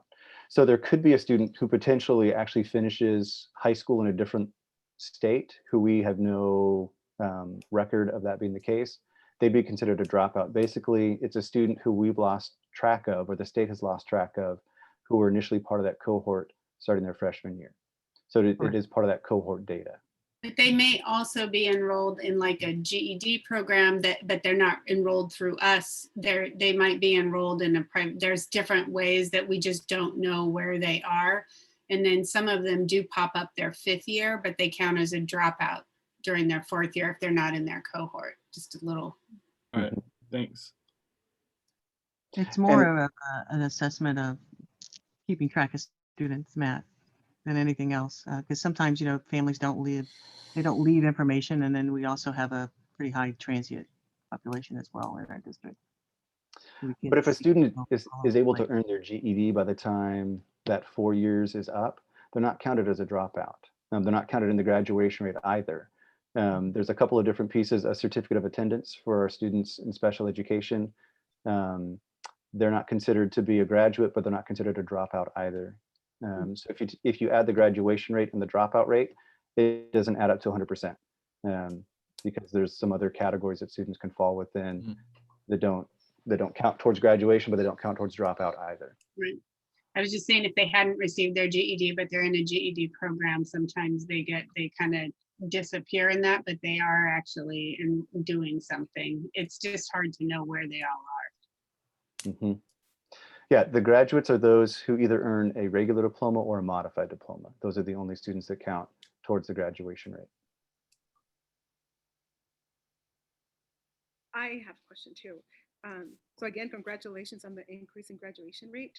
I am wondering of any practices that we have learned from since the pandemic started that have benefited students, that are benefiting students, that we can continue with even after the pandemic, like the individualized completion plans that seniors had last spring. Is that something that is that a factor that may have contributed to the increase in graduation rate, and is that a practice that we might continue? Also, looking at who we're not serving, like instead of looking at who is graduating, who are we not, like the kids that Carla was mentioning that we lose track of. Have we lost track of some students even during this time that we have to rely on students logging in for attendance? And what supports are being offered at the end of 9th grade for students who are not on track? Is there anything that we can do even in middle school, in addition to AVID, to start providing supports to students? And then would there be even benefit in identifying like our first gen students, at the elementary level, and start supports and interventions early? And what are some things that we can do to empower our families to be a part of their student success, feel part of their student success? Absolutely, Maya. You're all where we do talk a lot about graduation not being just a high school piece. It is a K-12 support system that we have to build and to ensure that, because I can assure you there are many kids who sometimes can become frustrated in elementary and start mentally dropping out of what's going on in schools, right? And so I'm going to give this question actually to Carla, because she and the team have done an amazing job of, especially last spring, keeping track of kids and staying on top of who's graduating, who's not. And now obviously that came out in the data. But I want her to share some of the great things that they're doing. And I also want to remind everyone on the call as well that our graduation rates, remember, it's different students every single year. And that number of students makes a difference. If it's a small group, as Tim highlighted, you lose 1 or 2, that drops you 10, 12% in those groups. And it doesn't mean that we're not assisting students in moving forward. It's just the groups are small. Again, not an excuse, because 100% is what we should have every year. right? Carla, I wanted to just highlight some of those programs that I know that you and our school counselors and administrators and teachers at each of our high schools have just worked overtime on. Yeah, so there, Myra, you asked a lot of good questions, and I think you know a lot of our work. But kind of some big highlights are starting in 8th grade. We are doing a lot more focus. We've expanded all of our services to help students transition to high school. And that includes making sure that they have the opportunity to earn high school credit the summer before they start. This last summer, we were not able to do that because of COVID. And so we couldn't bring them on site. And so we will continue to, in fact, I just sent an email this evening to start planning for our this coming summer. We hope to have at least 2, potentially 3 or 4 sessions with our incoming 9th graders and cooperate with our sun sites. So that's what happens at that age. Once they're in high school, at all of our high schools, we have 9th grade on track communities, and every student is in a community and gets that additional support. And I was just saying, our first cohort of 9th graders who got that benefit was 2 years ago. So they will be the graduating class of 2022. And so they're juniors this year. So I'm excited to see what our data looks like then. And then we have, especially in response to COVID, although we were doing this before, we have a number of efforts happening during the school year. And this last summer, we stood up a pretty robust 2 different 3-week credit and incomplete recovery sessions during the summer that were limited on site. We paid teachers and they came in for 2-hour sessions. Kids could sign up for which session, morning, afternoon, or evening. And then they worked on incompletes if they received those last spring, and or credit recovery. And the teachers, and we did it at both of our we did it at Cal because Gresham was still under construction, and then we did it at Barlow. And it was hugely successful in recovering credits and finishing incompletes. And we are planning to do an 8 to 9 week session this coming summer to address our credit incomplete recovery. And then finally, for our students who do disconnect altogether, there are some pieces that we still need to continue to tighten up. We really work with multi-tiered systems of support in our schools, and they're doing a great job of ensuring that every single student who disconnects, that they know what's happening, where that student is gone, and they don't just become a 10-day drop that disappears. So that is something we've been tightening up. Even today, we were talking about that with our high school principals as to what are all of those practices so no student falls through the cracks. And when they do stop attending for 10 consecutive days rather than withdrawing them, the state has said we can't. And so we're putting them in a special placeholder in our synergy so that we have case management continuing to go to their houses, continuing to call them, continuing to reach out to them. And then finally, we have a connections coordinator who's been on our team for the last 4 years, and her job is to work with and find and re-engage every student who has been referred to or who is disconnected from school and help them find the right fit back into school. For some of them, if they're 19 and significantly credit deficient, it may not be back at our comprehensive high school. It might be at one of those GED programs that we were talking about, but her job is to support the students who want to or who are ready to come back to school to get back in school so they can finish their high school diploma or GED. So that's the entire continuum from 8th grade through post-secondary. Thank you, Carla.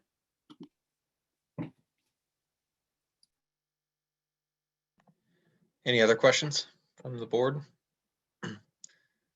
I imagine we'll have another conversation about this soon. After we have a chance to review it, we'll figure out how to get that kind of circle back to the conversation at the right time. Perhaps when we see the data update from iReady in March, something like that. All right, Sure. Well, thank you. Thank you for that update. We're gonna press forward and move on to our information item, the return to learn update. And this has Mr. Cook's name on it.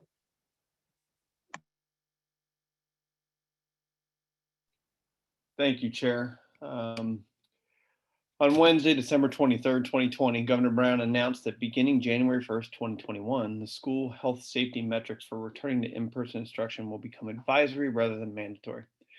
The governor stated that moving forward, the decision to resume in-person instruction must be made locally at the district level.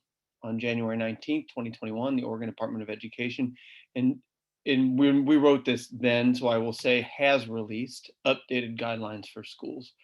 Since those guidelines have been released, we plan to inform you tonight how the changes will affect our work to resume in-person instruction. The administration will provide the board with an overview of the latest school health safety metrics and will inform the school board on how changes to the ODE guidelines will affect the district work to resume in-person instruction. And Superintendent Pereira, I am happy to take your lead. Do you want me to start here, or would you like to take the lead on starting?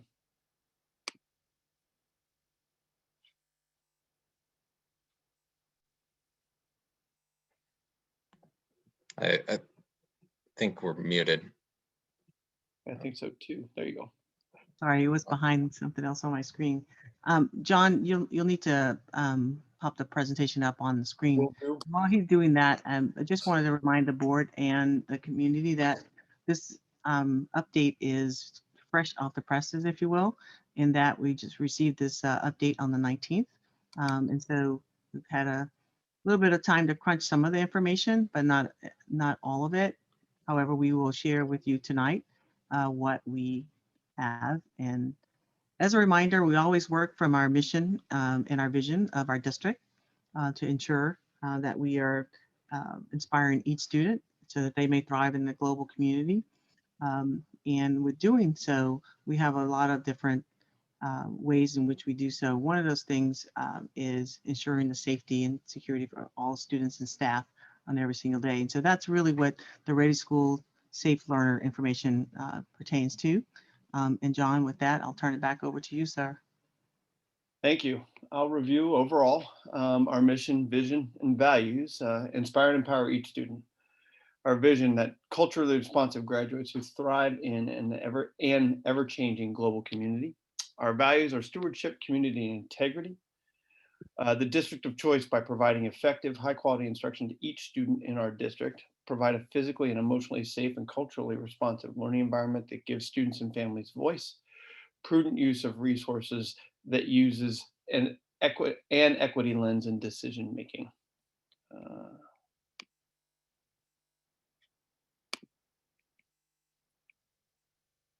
That's our profile of a graduate.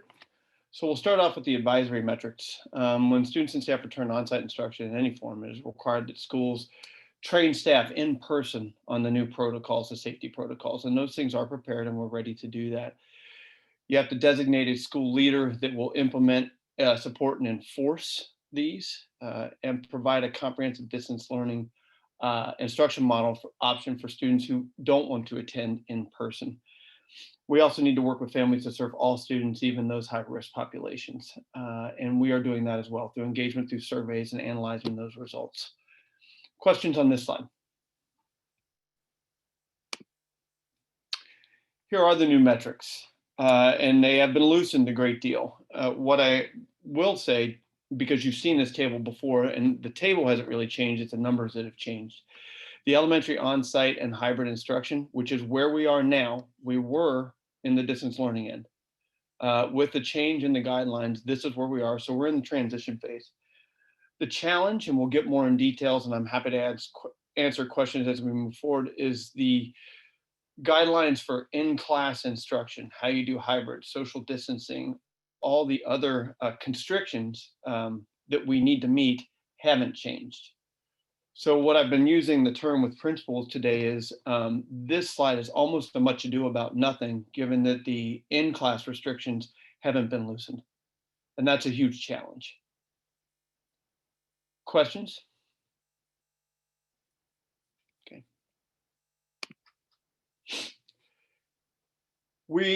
As we've wrestled with this for weeks and weeks, we've settled that what we want to do is start with a limited in-person instruction model when we can. There are ups and downs to that too. We will get to that later on. And I'll show you our proposed timelines. First, we need to get vaccines in place because that is a concern and a legitimate one on the part of our staff and the part of our community. If you look at the governor's plan and the press release that she did on the 15th, there's a lofty goal of getting educators vaccinated within the first couple of weeks from the start, starting on January 25th. Given the vaccine supply and our challenges with administration, that's a pretty lofty goal at this point, but we are working as closely as we can with the health authorities so that we can inform staff when those opportunities come and make sure that they have the opportunity to get there and get their vaccines. We've been working very closely. So there's the vaccine piece. First week is prep for Lippy. There's a lot of training for staff that we need to be done. We've been working on that for a while. And then setup and communication in general with the community, classroom setup, et cetera. Then phase one would be our first group, likely students with disabilities who need that extra contact. Phase two would be students who are disengaged, not working well in an online environment that we could bring in and hope to reconnect. Phase three is the early elementary grades. Phase four, it phase in the later elementary grades, and then we would get into the secondary level. So phase 5, 6, and 7. That's what we're looking at now. Of course, guidance has been changing. Is what we feel almost every 12 hours is what it feels like right now. So this plan could change. Questions? John, I have one. Sure. At the secondary level, can you help me understand prioritization? Does that mean priority is returning seniors or freshmen, or and where would a high schooler fit in these phases? Both a credit deficient one, for instance, and then more of an engaged student. Currently, you're right on point.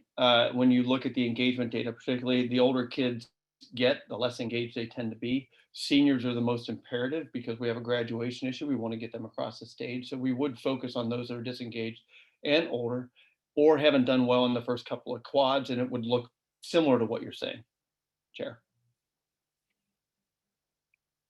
So those would be limited in person or phase 5 secondary? By then, I would hope that we were getting to more of a hybrid piece, but in the secondary level, that's almost impossible to do. And I'll get into those specifics later too. It's really more of a Lippy issue. We're going to bring in students who are limited in person. I keep using Lippy as a deal. I should say it out loud. A limited in person model. That this group of kids has failed this many classes. They're this old. We're going to try to engage them and bring them in at this time and get some direct human contact so that we can help them reconnect. Okay, and then more engaged high school students would phase in by grade, like freshman, sophomore, junior, senior, that way? More likely inverse? More likely inverse to that. Senior, okay. Junior on down. But by grade, yes. Yes. Here's what we know of January 21st, when ODE rolled out the new Ready School Safe Learner guidance. They also had some pretty comprehensive information about the vaccine and how they were doing. As a district, we had tried to get ahead of this and really coordinate with OHSU to offer our own vaccinations, but that was pulled away necessarily. The health authorities want to take charge and have larger vaccination sites because they need to really ramp up their vaccination plans. So we're waiting to hear from them. The locations will likely be the airport and the convention center downtown. And then we will get a schedule, and the schedule is going to be staff that we anticipate having contact with kids first. So in a Lippy model, that elementary crew of special educators and then bus drivers and food service workers and staff in the elementary schools would be prioritized. And then you would move to phases after that to get everybody in. Our goal as a district is the same as the Oregon Health Authority. We want every staff member vaccinated. So that's what the phase in would be over the 2 weeks if we can meet that 2-week goal with the health authorities. Questions about the vaccine? Yeah, that's for round 1. That is for round one. And what I do understand, and I haven't seen this in writing yet, but what I've heard is they will schedule a second vaccine with each person once they show up. Yeah, and I can add a little bit more information. Jordan Ely and myself are on a kind of a through the MESD on an educator vaccine coordination committee, and we have a meeting tomorrow where we're looking at that tiered system. But at this point, once the vaccine will be available, we'll communicate to staff, and it looks like the Oregon Convention Center is the kind of the large vaccine distribution center. And once an employee gets the first vaccine, they'll schedule that second vaccine at that point in time. So once they get their first vaccine, they should be able to have access to the second vaccine within the same period of time. If there's no more questions on that side, on the next few, this is taking a little bit longer with me asking questions, so I'll get through stuff. Stop me if you need to, but then we can ask questions at the end if that's okay, Chair. Absolutely, and I'm gonna just ask one. So just as a reminder, James, is that standoff of vaccinations 3 weeks? Yes, roughly 3 weeks. It depends on which one, if it's the Pfizer versus Moderna, but it roughly is a 3 weeks period of time. Okay, thank you. Okay, I will hold my questions until the end, John. Thanks. That was my fault, sir. We'll go forward now. Oh, pardon me, went too far. A snapshot of key updates. January 19th was a key update. The RSSL plan was released. Limited in-person instruction in phases. That was our update from this week, our own internal work. The advisory metrics are continuing to be updated on a weekly basis. And then you were just updated on the vaccine administration. I imagine over the next couple of weeks, there will be more and continued. Ready School Safe Learners, public health communication training. We have to design training that meets those guidelines, and they're very specific in person so that staff are aware of what needs to be done to protect themselves, protect kids, and keep the facilities safe. We shared a preemptive round with that with principals who will share that with staffs just for reading, but part of the days that you guys allowed us to set aside in our last business meeting will be used for this training. There will be periodic follow-ups as well, because staff will learn in the first couple of weeks, and then they'll need to be retraining, because I am certain we will learn once kids start coming back to school what we could have done better.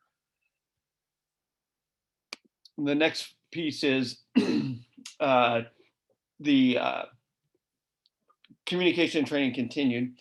As we transition each time to different phases, retraining will need to happen, redesign of what we're doing to keep kids safe, and rethinking of where we are will have to happen, but that'll be likely facilitated by principals at a building level with our consult, because each facility is a little bit different, where kids enter, where they don't enter, how classroom setups are, hallways, etc.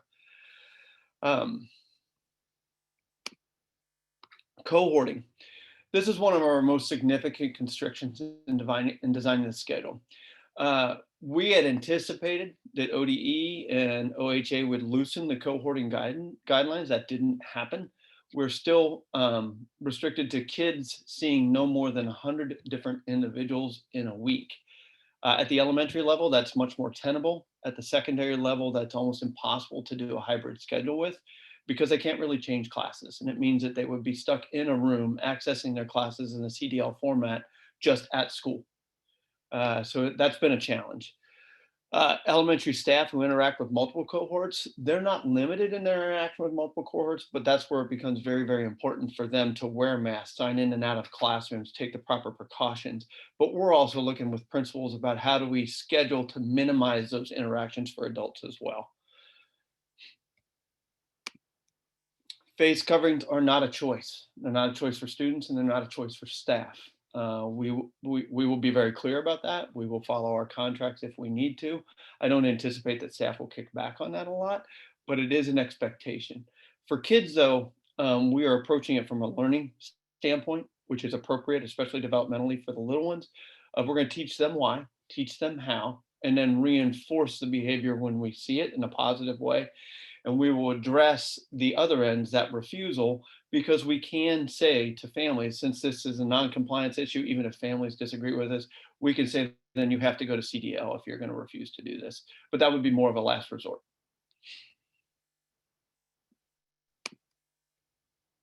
Physical distancing. Each human gets in their workstation, 35 square feet to keep that 6-foot social distance, students and staff. Staff also need that corridor to get back and forth between their instructional boards, other areas in the front of the room. That was a little bit new that came out with the guidance. So we're reconfiguring classrooms now. We had them set up in one way. We're going to have to redo them in a different way to make sure that that social distancing happens. That's going to take some work, but it's necessary work, and the custodians were given that update today.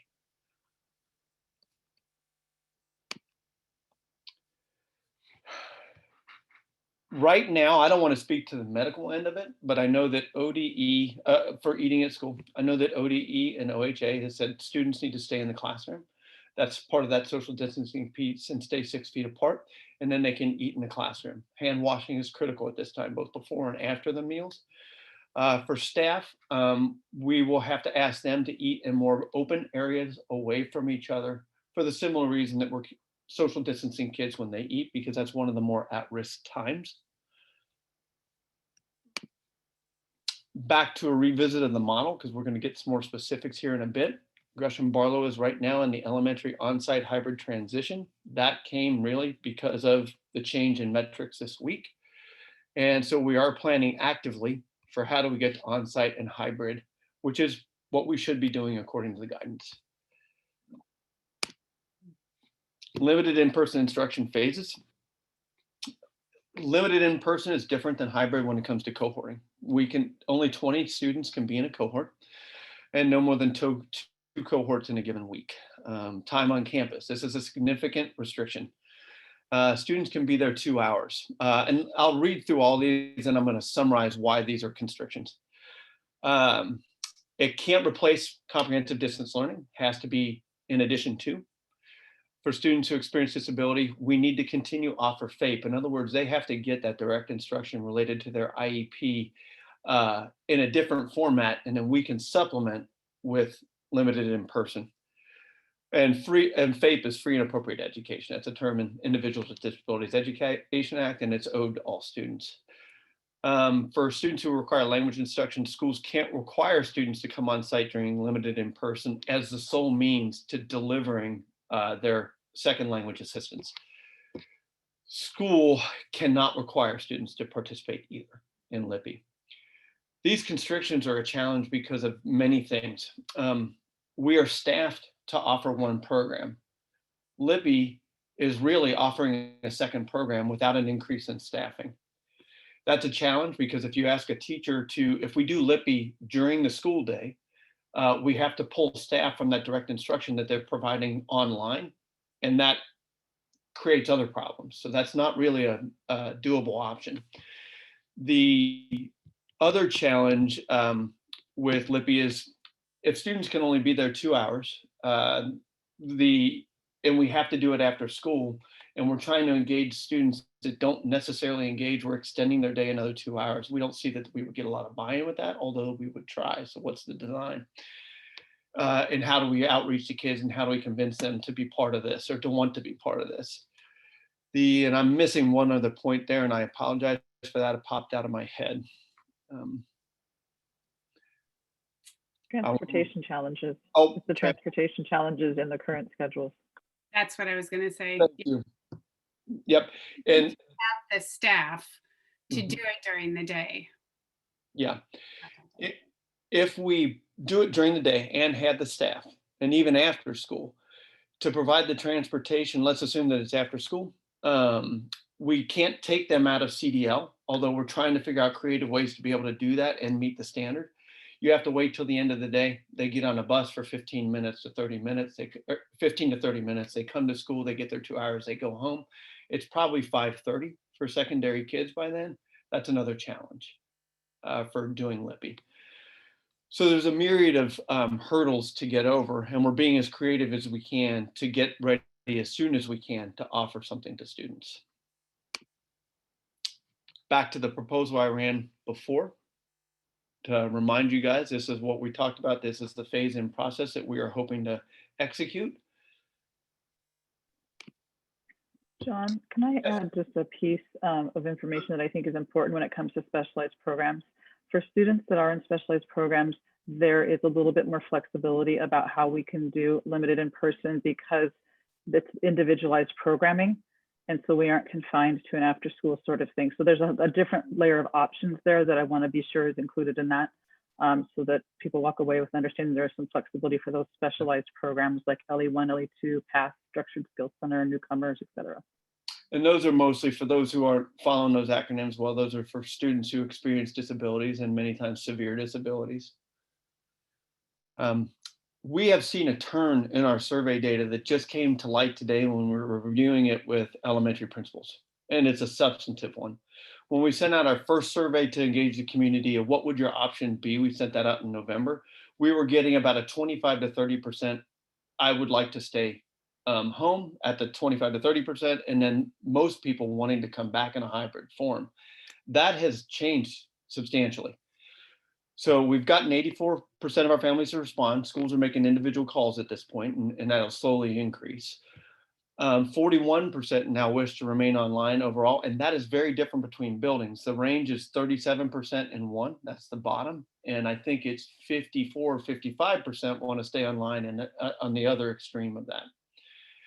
But overall, that is pretty substantive. That has significant staffing considerations moving forward. We would have to reconstitute most of our classrooms at the elementary level. Students would most likely lose a teacher that they've been used to now and get a new one for how this would have to work. I'm hearing more and more from parents and individual calls about how concerned they are legitimately about that change. Specialized programs in SPED, Michelle just spoke to that. Yeah, we've seen a shift there too, as well. It's that same trend of more interest in CDL and less in person. That was surprising. So we're seeing some decisions change. Okay. Here's some background data that we're seeing when it comes to attendance and engagement data. The district average is about 87%. This is what I was alluding to before. Our younger grades are much more connected online, probably much more parent support, developmental issues where they want to be engaged, other things, and you can see a steady decline in that as you get older. And back to my assertion about 12th graders and graduation and being engaged first, because the data is showing us that they are less engaged than any other grade level at this point. And Tim, feel free to correct me if I'm wrong, because this is very fresh data. Attendance by program as well, there it is. We're in the 80s, depending on where they are, pretty consistent across those. And the other concern, and I've mentioned it this week, is, and I could give two specifics that are just kind of heart-wrenching for this week, is students that we know are experiencing abuse, but we are not seeing them on a daily basis, and we are not able to make those reports and advocate where we would in the past. We had a Let's Talk over the weekend about a young man with autism. And he's in a very bad spot. We hunted that down as quickly as we could and got people involved, but that took an involved community member to tell us because we would never have known. There was also a kindergartner this week out of one of our elementary schools who experienced severe neglect, including food, etc. Somehow that got to the news as well from a community advocate. We would not have known had they not stepped up. So our worry for getting kids back is not as much instruction as it is health and safety, or at least mine. And I know my team has talked about that as well. Next steps for all of you, and I know Superintendent Perry, you will correct me if I'm giving the wrong direction here. Do we continue with the metrics as being mandatory? Begin phasing LIPI as proposed? Facility use issues as well for the community. And do we need another meeting so that you guys have time to consider this information? And are there things that we're missing?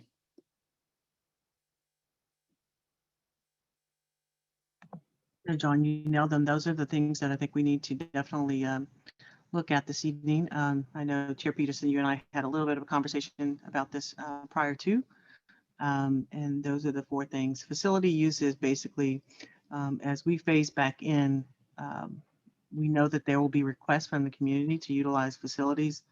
We want to make sure that we are keeping our facilities safe and clean and ready for our students when we are returning, as opposed to opening up to community as well. So those are the 4 things that we're looking at this evening. And from there, we'll take questions as well as guidance from you, Chair Peterson. All right, board, let's start with clarifying questions of Dr. Pereira and her team. I have a question, Chair Peterson. Yeah, please. The other item that we've had quite a bit of conversation about from community members is some fashion of returning sports events. And so how is that addressed as we start moving kids back in? I would think that in some cases we're using all of the building in very different ways for classroom space, but is that somewhere part of the conversation about we may bring kids back in for classroom, but that doesn't automatically mean that it's a return for sports activity? You're correct in that assumption as well. And right now, all of our practices are being held outside. We started practicing before winter break, as you guys know. Those practices have expanded. The start date for season 2 is quickly approaching. It's February 22nd, and for football, it's February 8th. In our meeting this week, we proceeded forward because we haven't heard from OSAA as if that is going to happen. So Dr. Pereira and the cabinet approved a few things, some additional coaching support for the football crew because they're going to need that moving forward.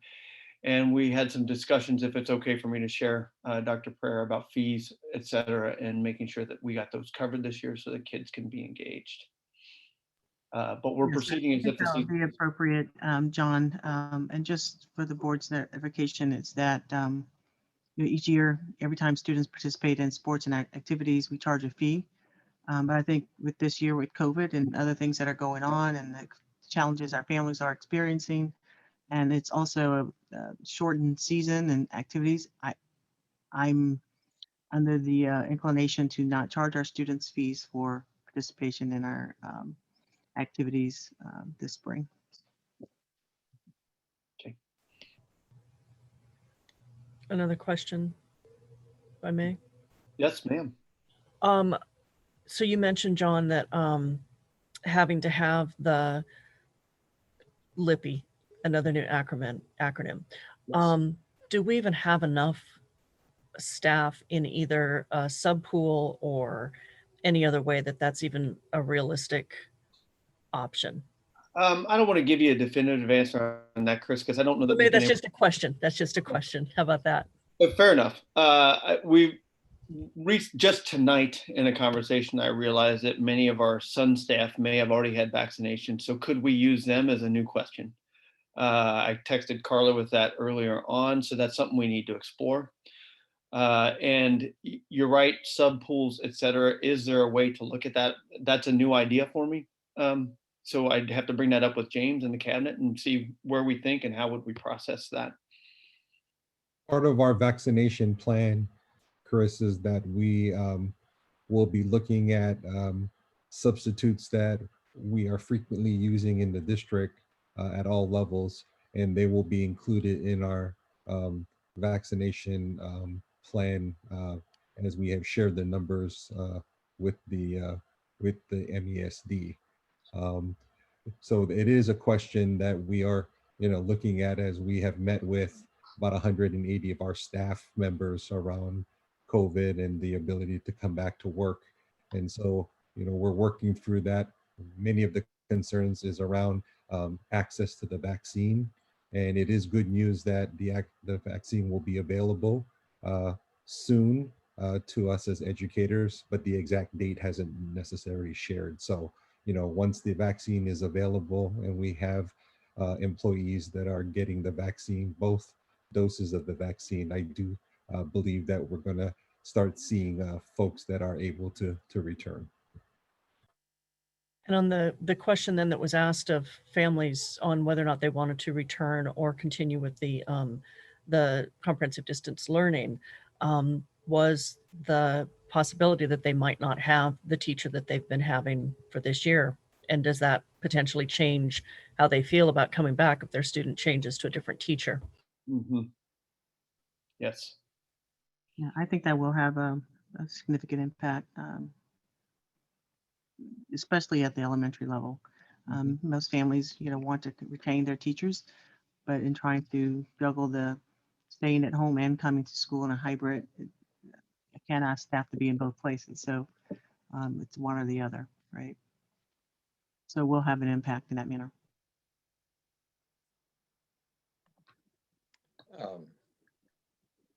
I'm going to ask for any other questions, but anecdotally, I would say to your point, Chris, when I was talking with families early on, I think I feel like those percentages line up with what conversations I've been having.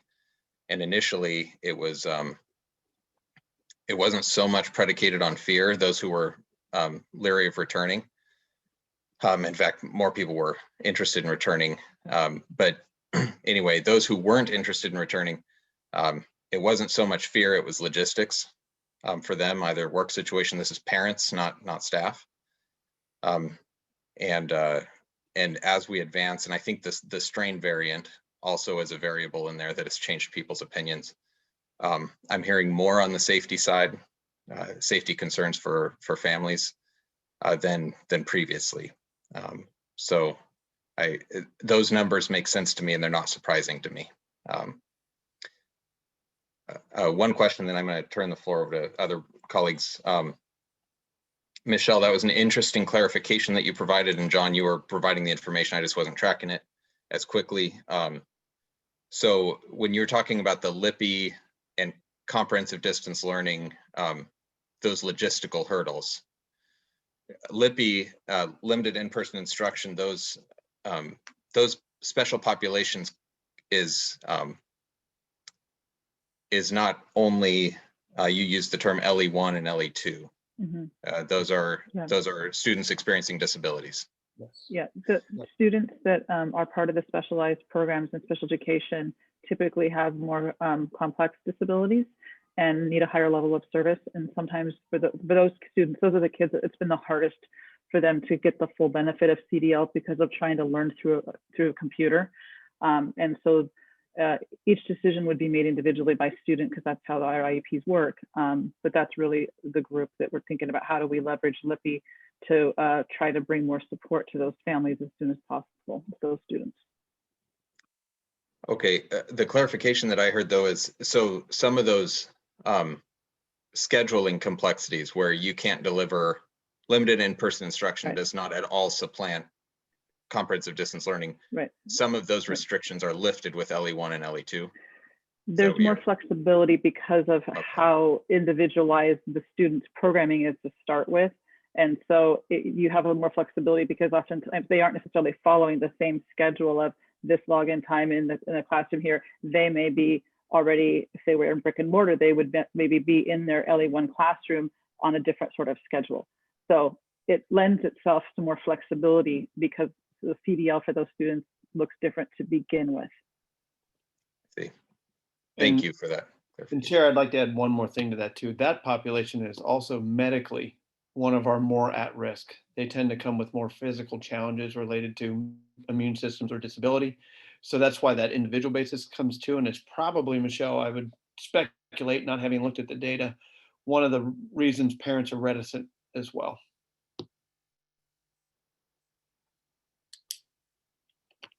Are there other questions? Okay, I have an additional one from a facility standpoint. Are all of our facilities, I know airflow is a critical factor that promotes safety for those essential workers who are in workplaces. Are all of our systems to standard or exceeding standard? Jordan, you want to take that, or you want me to go down that road? Let's have Jordan do it, John, because I know that he and his team just assessed those facilities recently. So Jordan. Yeah, Chair Peterson, it sounded like you had another part to that question. Is that? No, I just ended all of my questions on the upswing. So that was Got all it. I had. Yeah. Thanks, Tim. Well, it's a short answer. Yes, we have done an assessment of all of our facilities. All of them are up to the standard given to us by OSHA Jordan, in there's terms one. of overall airflow. Jordan, there's 3 exceptions that Terry and I talked about that he may not have had an opportunity to talk to you about. The older wing of West Orient and East Orient, and we will come up with individual plans to make sure the circulation is good.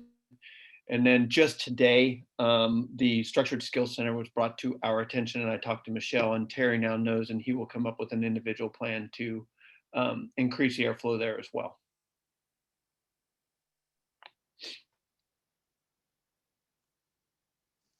Thank you. I have additional questions. I was just on mute. Sorry. All right. All right. Go ahead. Yeah, that's the phrase of the year for 2020.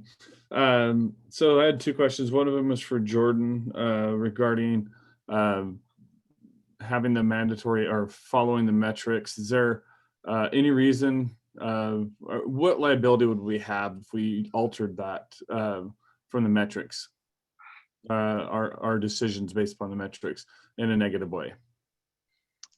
Yeah, the limitation to liability that the legislature passed for employers back in December does not apply if we do not use the metrics, even though the governor has made them advisory. So it would just be the I guess you could say the regular liability that we would have in or the exposure that we would have by opening during a pandemic. All right. So, okay. Then the last question, second question is for John. This is around the phasing. Is there a way you could go to that one particular slide that shows all the way starting the vaccine to phase 7? Yeah, there you go. So I guess I'm trying to get a better understanding of the timeline here. So 2 to 3 weeks for vaccines, is that 2 to 3 weeks from today? Or are we talking about 2 to 3 weeks after the initial vaccine has been done? And then, so we have the vaccines are done, then we have week 1. So when does that relate to vaccines? And then phase 1 through phase 7, what's your estimated timeline on those? Or is there one? Well, behind the scenes, there is one. Catrice, I can see you wanting to chime in there. Would you like to go, or you want me to take this and not mess it up? You're good. Okay.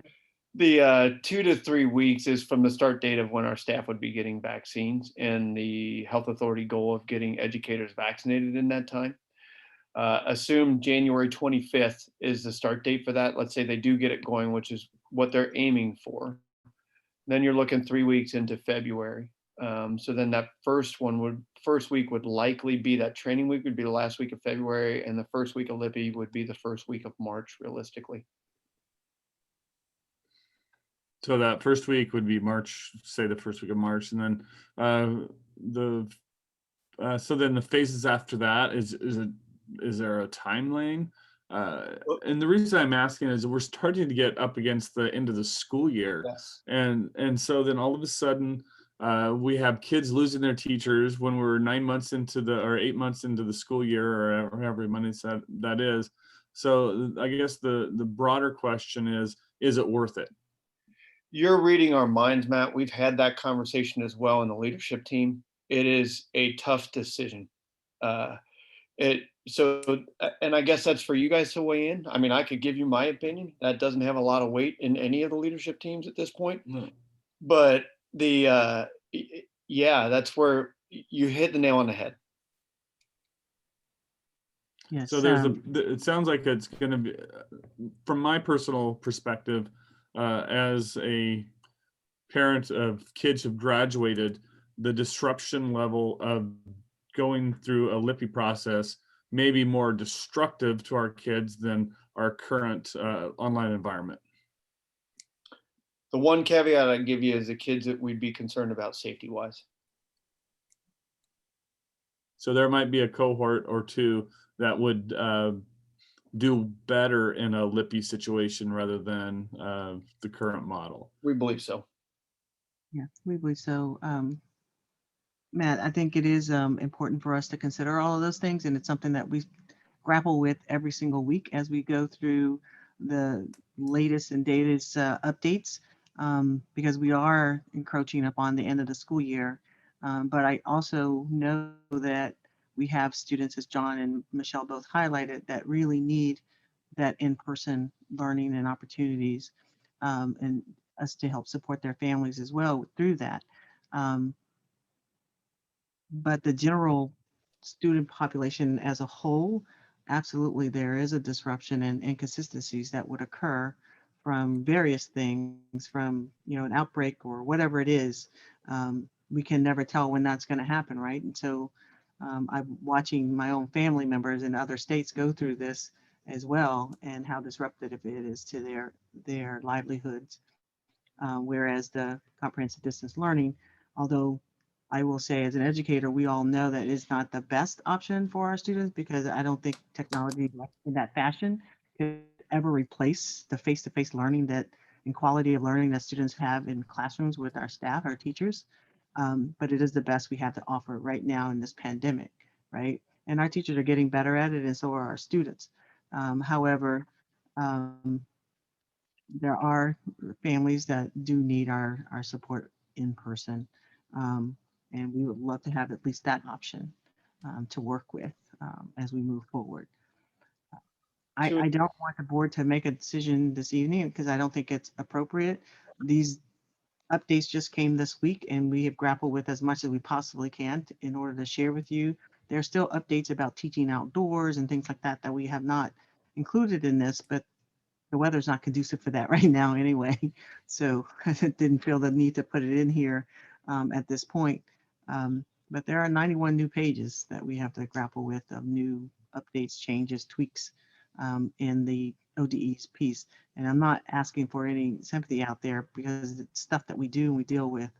But I think our governor and our state has put our school board and our leadership teams in a very precarious situation where we have to I feel that we have to make health decisions that are not in our bailiwick at all, which is why I think we're all struggling with it, because it is safety and security, and it's one of the most precious things that we take as the most important thing, is ensuring that our students and staff are safe and they stay healthy.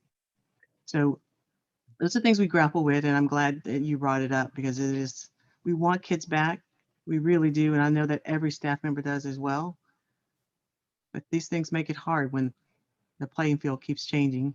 And the new strand, as Chair Peterson brought up, that's one that's concerning. You can find an article either way, whether, kids are not spreaders, they are spreaders, and who knows with the new strand and how protected people are with the vaccines. And so we really would offer an opportunity to our board to continue to talk with us over the next course of the week or so before really deciding any of this. I hated to even bring it up to you this evening, but as vaccines come about, I need to make sure that you're informed at least of what we're grappling with.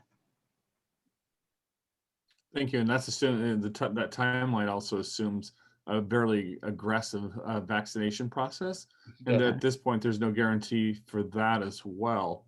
Correct. So I guess, anyway, it's very interesting. And I just am concerned about the continual disruption of our students, even beyond what we're already disrupting them. Matt, I'll give you my very pragmatic take. Our job is to do the best that we can, and you know this, to interpret that data, come up with a plan, and present it, and all of us to grapple with it as a community. And that's what we're doing. And it is not, and I don't say this with any sarcasm at all, it has not been a fun process. It has been very difficult. Thank you. Mm-hmm. Matt, I penciled out as I was looking at that phase slide that in our most optimistic scenario, if that vaccine rollout starts on the 25th and goes 2 to 3 week calendar for that first dose, that means the first, and then you've got the 10-day standoff at the end of that second vaccine for it to achieve efficacy is my understanding. I'm not a health expert, but right, I can read some articles. So that puts us at earliest, the most optimistic scenario, that our first wave of staff would be vaccinated and have have whatever the level that second vaccine can afford of immunity February 25th. And the bulk of our staff not before March 18th. Now, we entered, the governor's order came even before, or this movement and the cry to get kids back into school started before vaccines were even on the horizon, Yes. or that we had any fidelity that they were. So it is not the information, but it definitely is new information that deserves our consideration. Rightly so. It changes the risk reward schedule. And my burden in this process all along is, we started this with our values, and stewardship is one of them. And we sit here and we get the privilege of stewarding 1,000 of our staff lives, over 10,000 student experiences. We also steward the promise of public education. And that promise is that excellent education is accessible to everybody, no matter what your situation. And the burden of this decision is ultimately on that. Are we fulfilling that promise? And I know that sits heavily in my conversations with Dr. Pereira. I hear that all the time. And I know that that's personally my decision. It's not being cavalier about people's lives or livelihoods or the student experience. Ultimately, it comes down to that core. Who are we leaving behind? And have we done everything in our power to meet them at their needs? And so I'm encouraged by the limited in-person instruction personally, and encouraged by every prospect we have to meet the needs of kids who particularly are desperately underserved by this model. My children are not underserved by comprehensive distance learning, to be very clear. But I imagine, and that's all I can do, is imagine a host of others who are not, that's not a universal principle that comprehensive distance learning is meeting the needs of our kids. Mm-hmm. And I think that's the decision that the board has to weigh. I'm going to get off my soapbox in a moment. Could you please go back to those core questions that you need direction? Yes, sir. And so I really appreciate leadership pinning down the core decisions to us in this way. I am in agreement with Dr. Pereira. In our pre-conference, we had this conversation. I would like to reserve the 28th on our calendar to ultimately, really what we're considering is those top two questions. And that's what the board has to be prepared to engage to a person to make some hard decisions, to assess that risk. And we get, that's why we're in the seat that we're in. Somebody has to make the decision. It's a very uncomfortable and difficult place to be, but that's the one we have to do. So I'm proposing to the board that I'm not cutting off questions for the team or deliberation about these core questions, but January 28th, I recommend a work session. I would like it to be in person. I want to make sure we can legally fulfill that. I don't want any irony or hypocrisy in this. I'd like the board to experience in an elementary setting what this actually looks like for our kids and our staff, and we can deliberate it face to face. And I'd like a video feed so that our community can observe what their schools are doing for them, and why we're making the choices that we're making, whatever that ends up being. So board, that's what I'm nominating, is the 28th, that we do somewhere in person. I don't even know, there are so many hands in the enforcement buckets. I'm not trying to break any rules. I just want to make sure that I would like to be in person anyway. That's it, board. Any thoughts about these questions, the process? Will there be enough information available in a week's time to make a coherent decision? Because there's still a lot of questions around vaccination, the number of vaccines that are available, and also the 96 pages that John alluded to that had not been brought out. I will gladly make sure that is available for everyone. No, I don't want to read it. I just want to make sure you've gone through it. Yeah, Well, it is there. And also, Matt, I think my team stands ready to have, small group interaction with the board to provide more information as well. I can't promise you that we'll have more information about the vaccines come next Thursday. Basically, I don't want to promise anything because I found all year long it's not dependable. And too often I'm making promises and having to eat crow throughout. So because we don't control the end result of that. And so it's really hard for my team to say yes. And I'm not trying to be skeptical by any means. I just don't want to say yes to you. I respect all of you too much to feed you information that is not true or may not be true. So I can only share what we know right now is that is the plan, but that could change tomorrow. And I'm being very realistic because it does happen in that manner. There are a lot of things in this that we don't control within our own district that I could say definitely I have someone who I know is dependable and can deliver that. We're dependent upon external agencies to give us information as well, especially when it comes to the vaccine. If you recall, a couple weekends ago, I gave you a call because a healthcare organization that reached out to partner with us for vaccines and shared that they had, inventory to share with educators, and within 48 hours that went out the window. We didn't have access to that anymore. So, and they didn't have the inventory. So Chair Peterson, I have kind of a follow-up comment. Yeah. So a lot of what's been said, I agree with. In particular, I don't hold to whatever date right now. I'll believe it when I see it as far as the vaccines go. Actually having them enough available in the time period. I don't know that even the 25th is a realistic date. I do agree with you having a meeting on the 28th, and I would like to have a conversation about kind of what Dr. Pereira just said.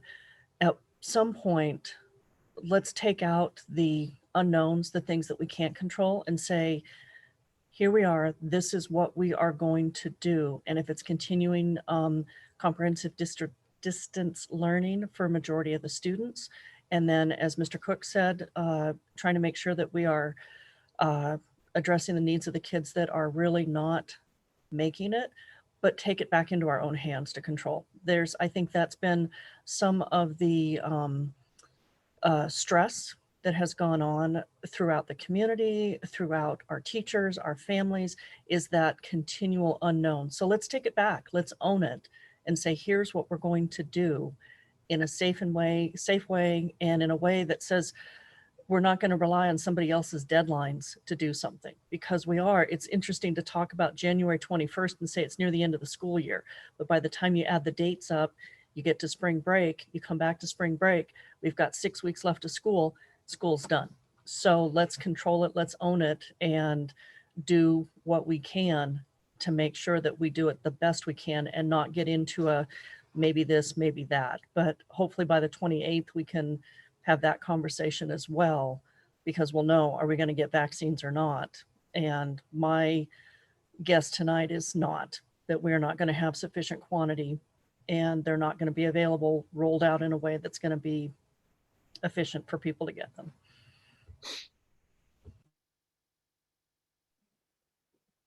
So I heard some kind of 50-50 on the January 28th work session. I'm still open ears about that. To any other colleagues? I just want to make sure that's the only topic. We don't bring a bunch of other topics in. I'll guarantee that, Director O'Connell. How narrow do you want that to be defined? Do you want an activities athletics type of update? Director O'Connell, Matt, do you want, is that within the confines of this conversation? I think our first thing we got to figure out is if we're going to have LIP or LIPI. And I think that the rest of the decision, I'm really actually interested in this conversation rather than the facilities use. I think it's going to be all dependent upon what our OSAA is going to say, right? In terms of facilities use right now, would we open our facilities when the gyms are closed? That doesn't make any sense. Director O'Connell, I happen to sit on the OSAA board as well, and I'm going to sit and tell you as a superintendent, not as an OSAA executive board member, because I'm one of about 11 or 12 people. But I will say to you that it's shifting to localities as well. So just a heads up on that.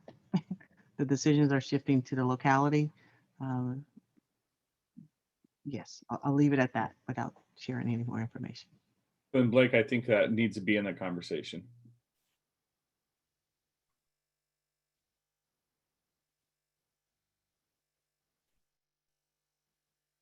Okay, I'm gonna, any other thoughts or comments?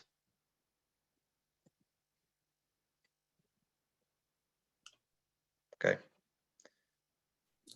As always, leadership team, we sure appreciate your logistical sprint that's turned into a marathon, with the demands of a sprint still in play. So, okay, without hearing any dissenting voices, I'm gonna put on the agenda for January 28th, a work session at a location to be determined if we can do it safely. Otherwise, we can always resort to virtually, but I'm very much in favor of an in-person meeting. Thank you, Chair Peterson. I think this is a decision you do not want to make hastily, and I continue to say to my team that we have to move as fast as we can, but as slow as we must to ensure the health and safety of every staff and student in our community. And can I request that we get any, like if there's presentations like this or additional information, that we receive it ahead of time? It takes me a moment to process new information, and this was new information that we haven't seen before, so that I can participate at full capacity at the meeting. Director Stowers, I can definitely understand your need for that information before, and we will do our best to do that. But when it's coming in at the last minute, it's really hard to get it to you prior to, which is why tonight I'm asking, let's not make that decision tonight. Let's process what we have and what we know for next week.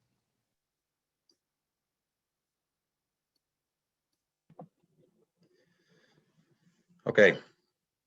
Well, that's going to conclude this this agenda item. Those who are in attendance or listening, a reminder that you can find our contact information online on the district website, and we're listening. So absolutely feel free to make comment, express your voice. What I found very quickly is that there are no two shared experiences of how COVID has affected us. So we're eager to hear as representative as we can. Okay, thank you. Okay, I'm going to call for just a real brief, like a 5-minute recess. Those of you who are listening, who might have only been listening for the purpose of this agenda item, you're welcome to exit the meeting.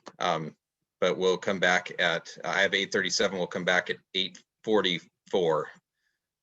7 minutes, back at 8:44 to reconvene. Thanks.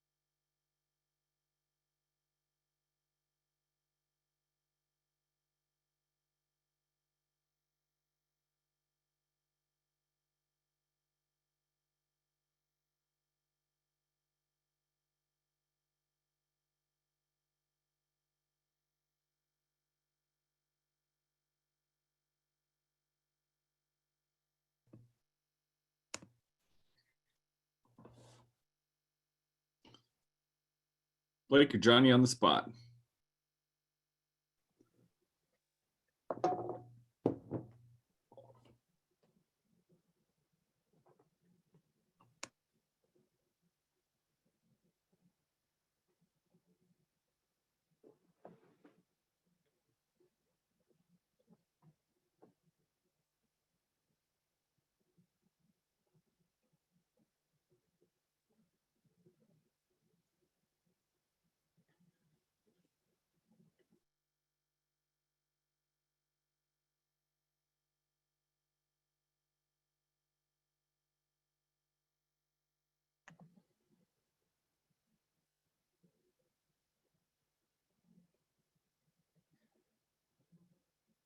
Welcome back, everybody.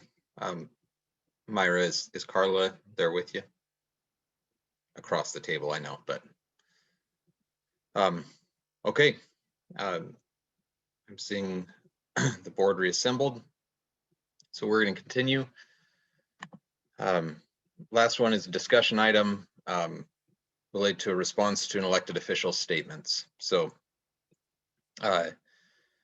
time has been set aside on the agenda for the board to discuss a possible response to personal comments made by Clackamas County Commissioner Mark Scholl on a personal Facebook page.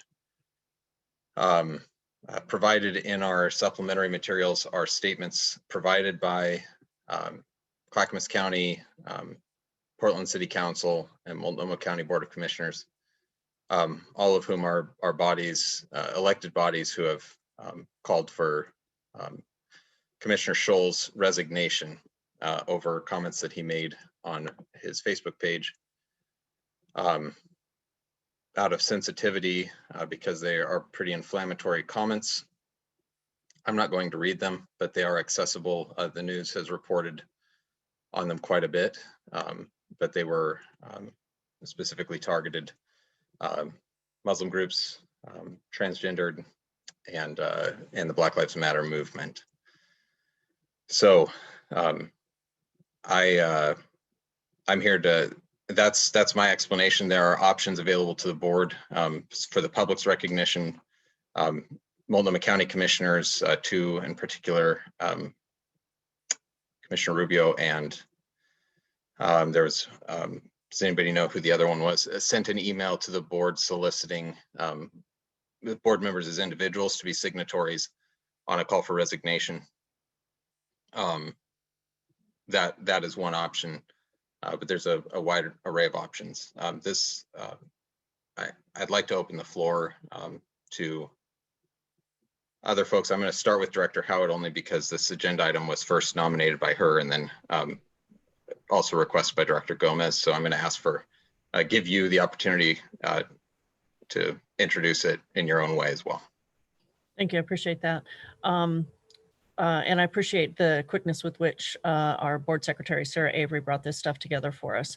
At a minimum, I would appreciate that our board would weigh in favor of the Clackamas County leaders statement. And why I brought this forward even in the first place is that our district has students and staff and board members who live in Clackamas County. Normally, Clackamas County, we might not, or Washington County, we wouldn't get involved in something as a board, but because our district is covered by Clackamas County, the actions that the Clackamas County Commission take affect our students and our families. And that was why I just wanted to bring it to the board for discussion and would like that the board at least perhaps consider weighing in on supporting the Clackamas County leaders' statement and not crafting our own separate statement, but just giving them support in what they're trying to do.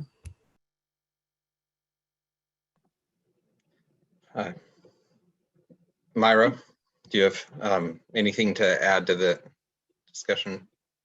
I second Chris's opinion. And likewise, And Carla does too. We were both, yeah, we're in agreement.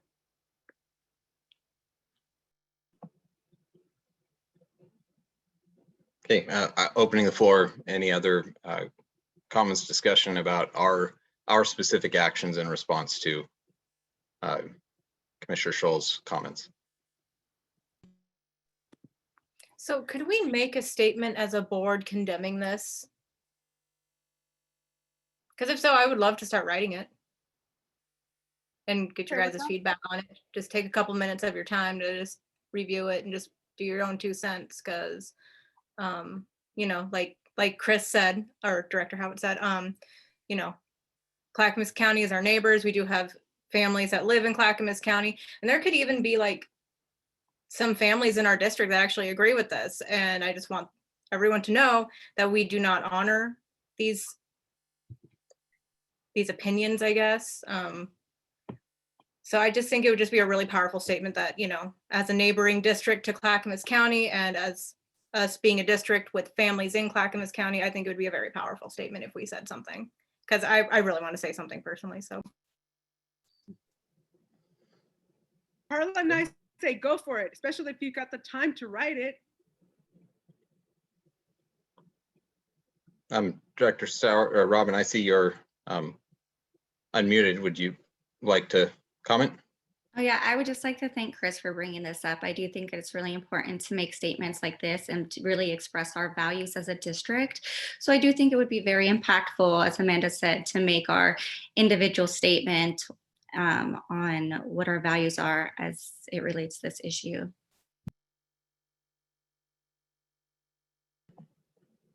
Okay, I might be misreading.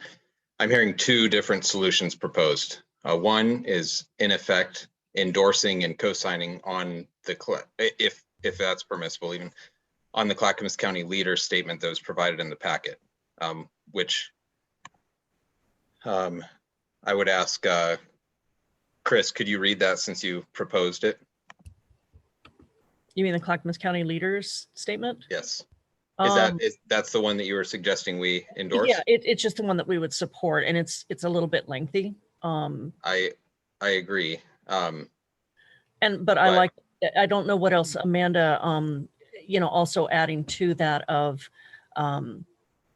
here's why our board is saying that we support this. So that would kind of combine the both components of what Robin and Amanda are saying, is that we're not just doing this because our kids live there and our families live there, but likewise, we agree that this is unacceptable, and we support the Clackamas County leaders and county commissioners.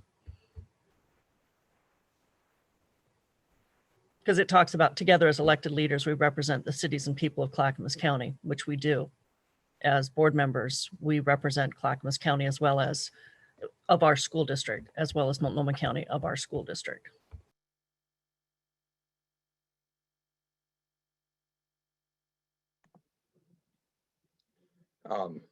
I'm trying to facilitate a conversation to a decisive end. Chris, I like your proposal, and I'll explain my reasons briefly. One, crafting a statement, and I think this one is really well crafted. Mm-hmm. And crafting our own independent statement expands the time between the offense and decisive action. I will also say that while we represent students in Clackamas County, and I think that's a key reason to weigh in, I'm venturing a guess because he's fairly newly elected anyway. I don't know Commissioner Scholl at all. I don't think anybody in this room has ever met him, or maybe perhaps has. And if so, you're welcome to speak up and say so, but those who do know him are signatories on that letter. Those who are most likely to move the needle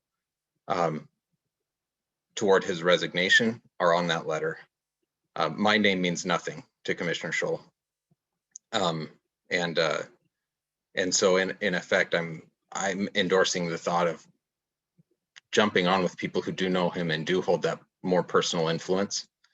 For me, that reasoning concludes that supporting this statement in particular is a more expedient course of action for the board, and maybe even more effective. So that's my position, but are there other opinions? I'm sure there are. There's 7 of us, and I'm trying to, again, weigh toward a decisive end. Yeah, I don't see any other school districts calling him out, and I think it'd be very powerful if we, as a statement, as a school board, made a statement on it. And I just feel like, as you know, as leaders in a government body, I guess, like, we have a responsibility to call it out.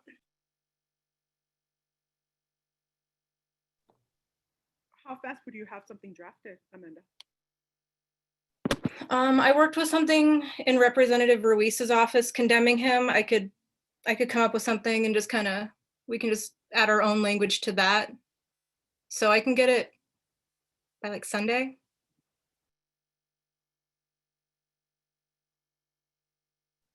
What does the rest of the board think about that? I'm with Blake. I would prefer to sign on to the letter that Clackamas County did, because I think there's more weight to that letter than there is to our letter. And maybe when we issue this statement or issue our declaration or whatever, that we do indicate that the reason why we're agreeing with the Clackamas County is because it goes totally against our values as a district. Something to that effect. Because that to me is more meaningful, as Blake indicated, than crafting our own. So you don't think that we... I think they all, I've read them all, and I think they all say almost exactly the same thing. So we will just be reiterating anyway. So that's why I'm suggesting that we just, for expediency purposes, and as Blake indicated, because again, I didn't even hear about this until reading our board material today. And so you're just almost fanning the flames, if you will, further by putting out another statement. This is why, where we already say, hey, we support a statement right here. So I think I think it's an effective statement. I would personally love to keep fanning these flames, especially us as a school district. We'd be the first school district in the state to do so. And fighting white supremacists is like something I signed up to do when I ran for office. So I would really love to tackle that. But you're fanning the flames on the other side too. So I guess, however you want to do it in that respect. But what other side? Well, people who are opposed to or for him. I mean, you're gonna have it's okay. I think with the timeline that Amanda's proposing, and we are meeting next week, this can be something that we go and look next Thursday. It could be very quick. I'm not sure, how fast the process is, but I don't think a week will be that much time for us to get something together, if it can mean making our own statement and really expressing our values as a board as well, and really expressing our support for our students and our families. So it's not just, this is what's happening, this is something that's going on over there. This is bringing it back over here and saying, we support our families, and if this has hurt you, the school board recognizes that, and we do not support it.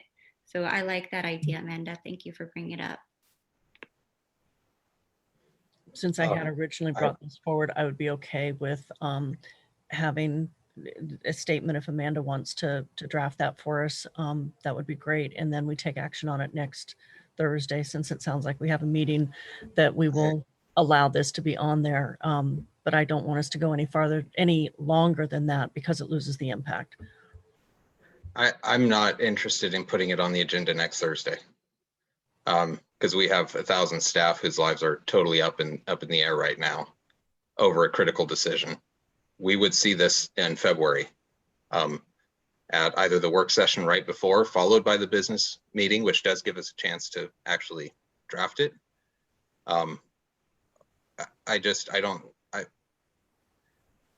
I can absolutely be overruled, but I'm very inclined to keep the 28th focused on the decisions, very weighty decisions in front of us. That is not a power play, I promise you that. It was asked of us by the superintendent. It just seems, that's where I'm inclined. But I'm a single voice here. Well, Amanda says that she can have a draft to us by some, and I think at that time, if we don't have a lot of conflict or dissenting opinion, this could be an easy 2-minute vote. I think it could be very, very quick, but that's just. Carla and I are okay with signing on to the Clackamas statement so that we can dedicate the 28th meeting solely on reopening schools and addressing the concerns, the immediate concerns of our staff and our students, and whether we return to school or not. Can I propose a middle ground here? And maybe it's not middle ground, maybe this is what everybody was picturing, but can we achieve both a little bit? Where it sounds like there is, or I think everybody in the room is universally in support of the Clackamas County leaders statement. Can our district statement be unique, address our values, and ultimately end at the conclusion we stand in support of or with Clackamas County leaders and their statement, and provide it as an appendix to our statement? Can we do that? And so what, in my eyes, that would be a very brief statement from Gresham-Barlow School District that amplifies the larger statement from Clackamas County. Or not just Clackamas County, but Clackamas County leaders. I think that's acceptable.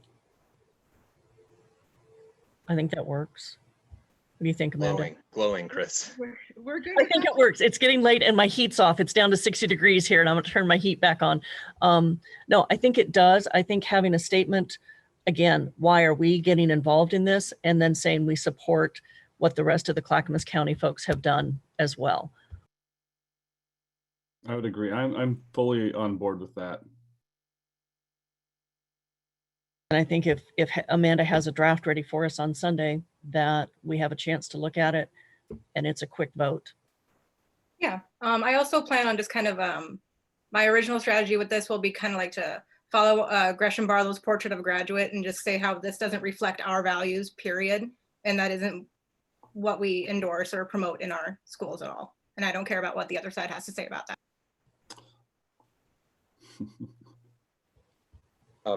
My personal encouragement is me out of the logistic management. Apologies, with reckless words, apologies are often inadequate and not my place to determine whether they're adequate or not.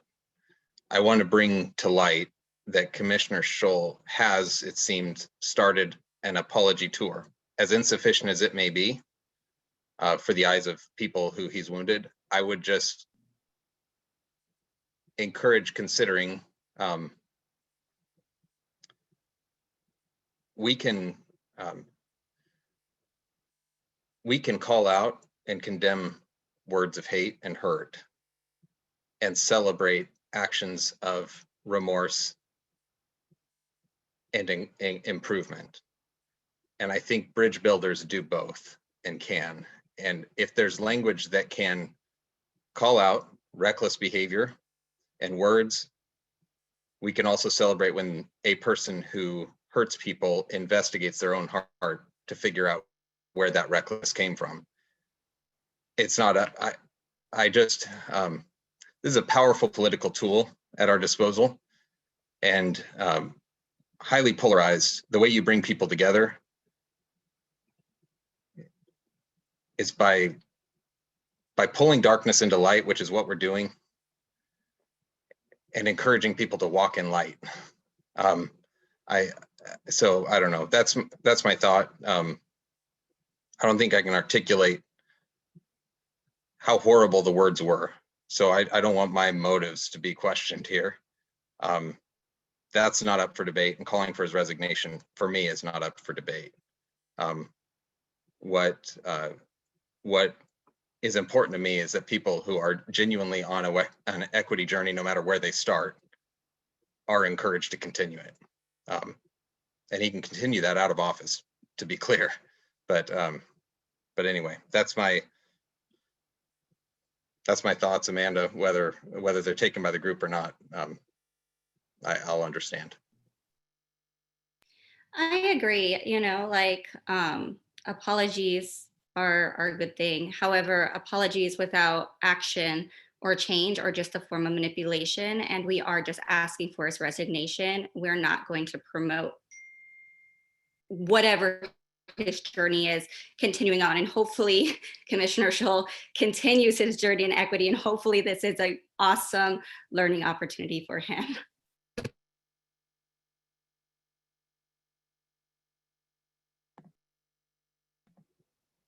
Okay. So man, it sounds like you have general marching orders to provide, in effect, a supplementary statement to Clackamas County leader statements. Board, I'm just going to reiterate, this is a powerful political tool. That's exactly what it is. That I don't know that the board has ever employed.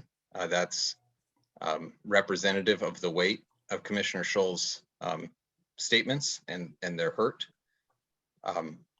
But I also just want to implore the board to understand that it's a weighty political move. What we're doing, we're applying political pressure to a person who is voted into office. His constituents still have democratic means at their disposal to remove him from office, but we're pressuring in order to remove him. That's a really big decision. That's not to say it's the wrong one at all, but there will be many, as long as there are politicians and people in elected offices, there will be grievous mistakes made. And I think somewhere we need to investigate where that line is. Anyway, because he's not the only fallen elected in our circle. I will say, like I said, I had never heard of this guy until a couple days ago, and I was shocked at what I read. So I'm with you, Blake. Resign. Okay, so that's the decision. I'm gun shy about statements. I love your optimism, Robin. We put together an anti-racism resolution over 3 months, and then it didn't meet everybody's needs. So yeah, we'll look for that draft on Sunday, and the board, as a shared document, the board can weigh in, and then it'll come before us on Thursday at the very end of the meeting. So, okay. Thank you, Chair Peterson. Thank you. I Thanks, appreciate Amanda. it. Thanks for taking it on, Amanda. I used to be the resident writer, but I'm really grateful to have somebody else. Okay, we're gonna hit closing time. So we have now a board work session on January 28th, location to be determined. I've said already, I'm in favor of an in-person meeting. I'm not trying to be reckless with you all, but I think it would allow us to better understand what our students and staff will go through. I'll make that determination along with Myra and Dr. Pereira about the logistic requirements, if it's worth the staff effort that will go into it. I'm going to say I'm not going to be able to make an in-person meeting at this stage. My exposure risk is too high, and I would not want to expose anybody. Okay. I have an essential worker in my house, and I don't think that's to you guys, not to me. Okay. In the past, even when we do have in-person meetings, we can do conference calls or digital Skype in. Are you comfortable with that arrangement? Okay. Okay, and if there are any concerns, you make sure and voice them. Early helps too, because we're going to be sorting out the logistics. Okay, so that's the 28th.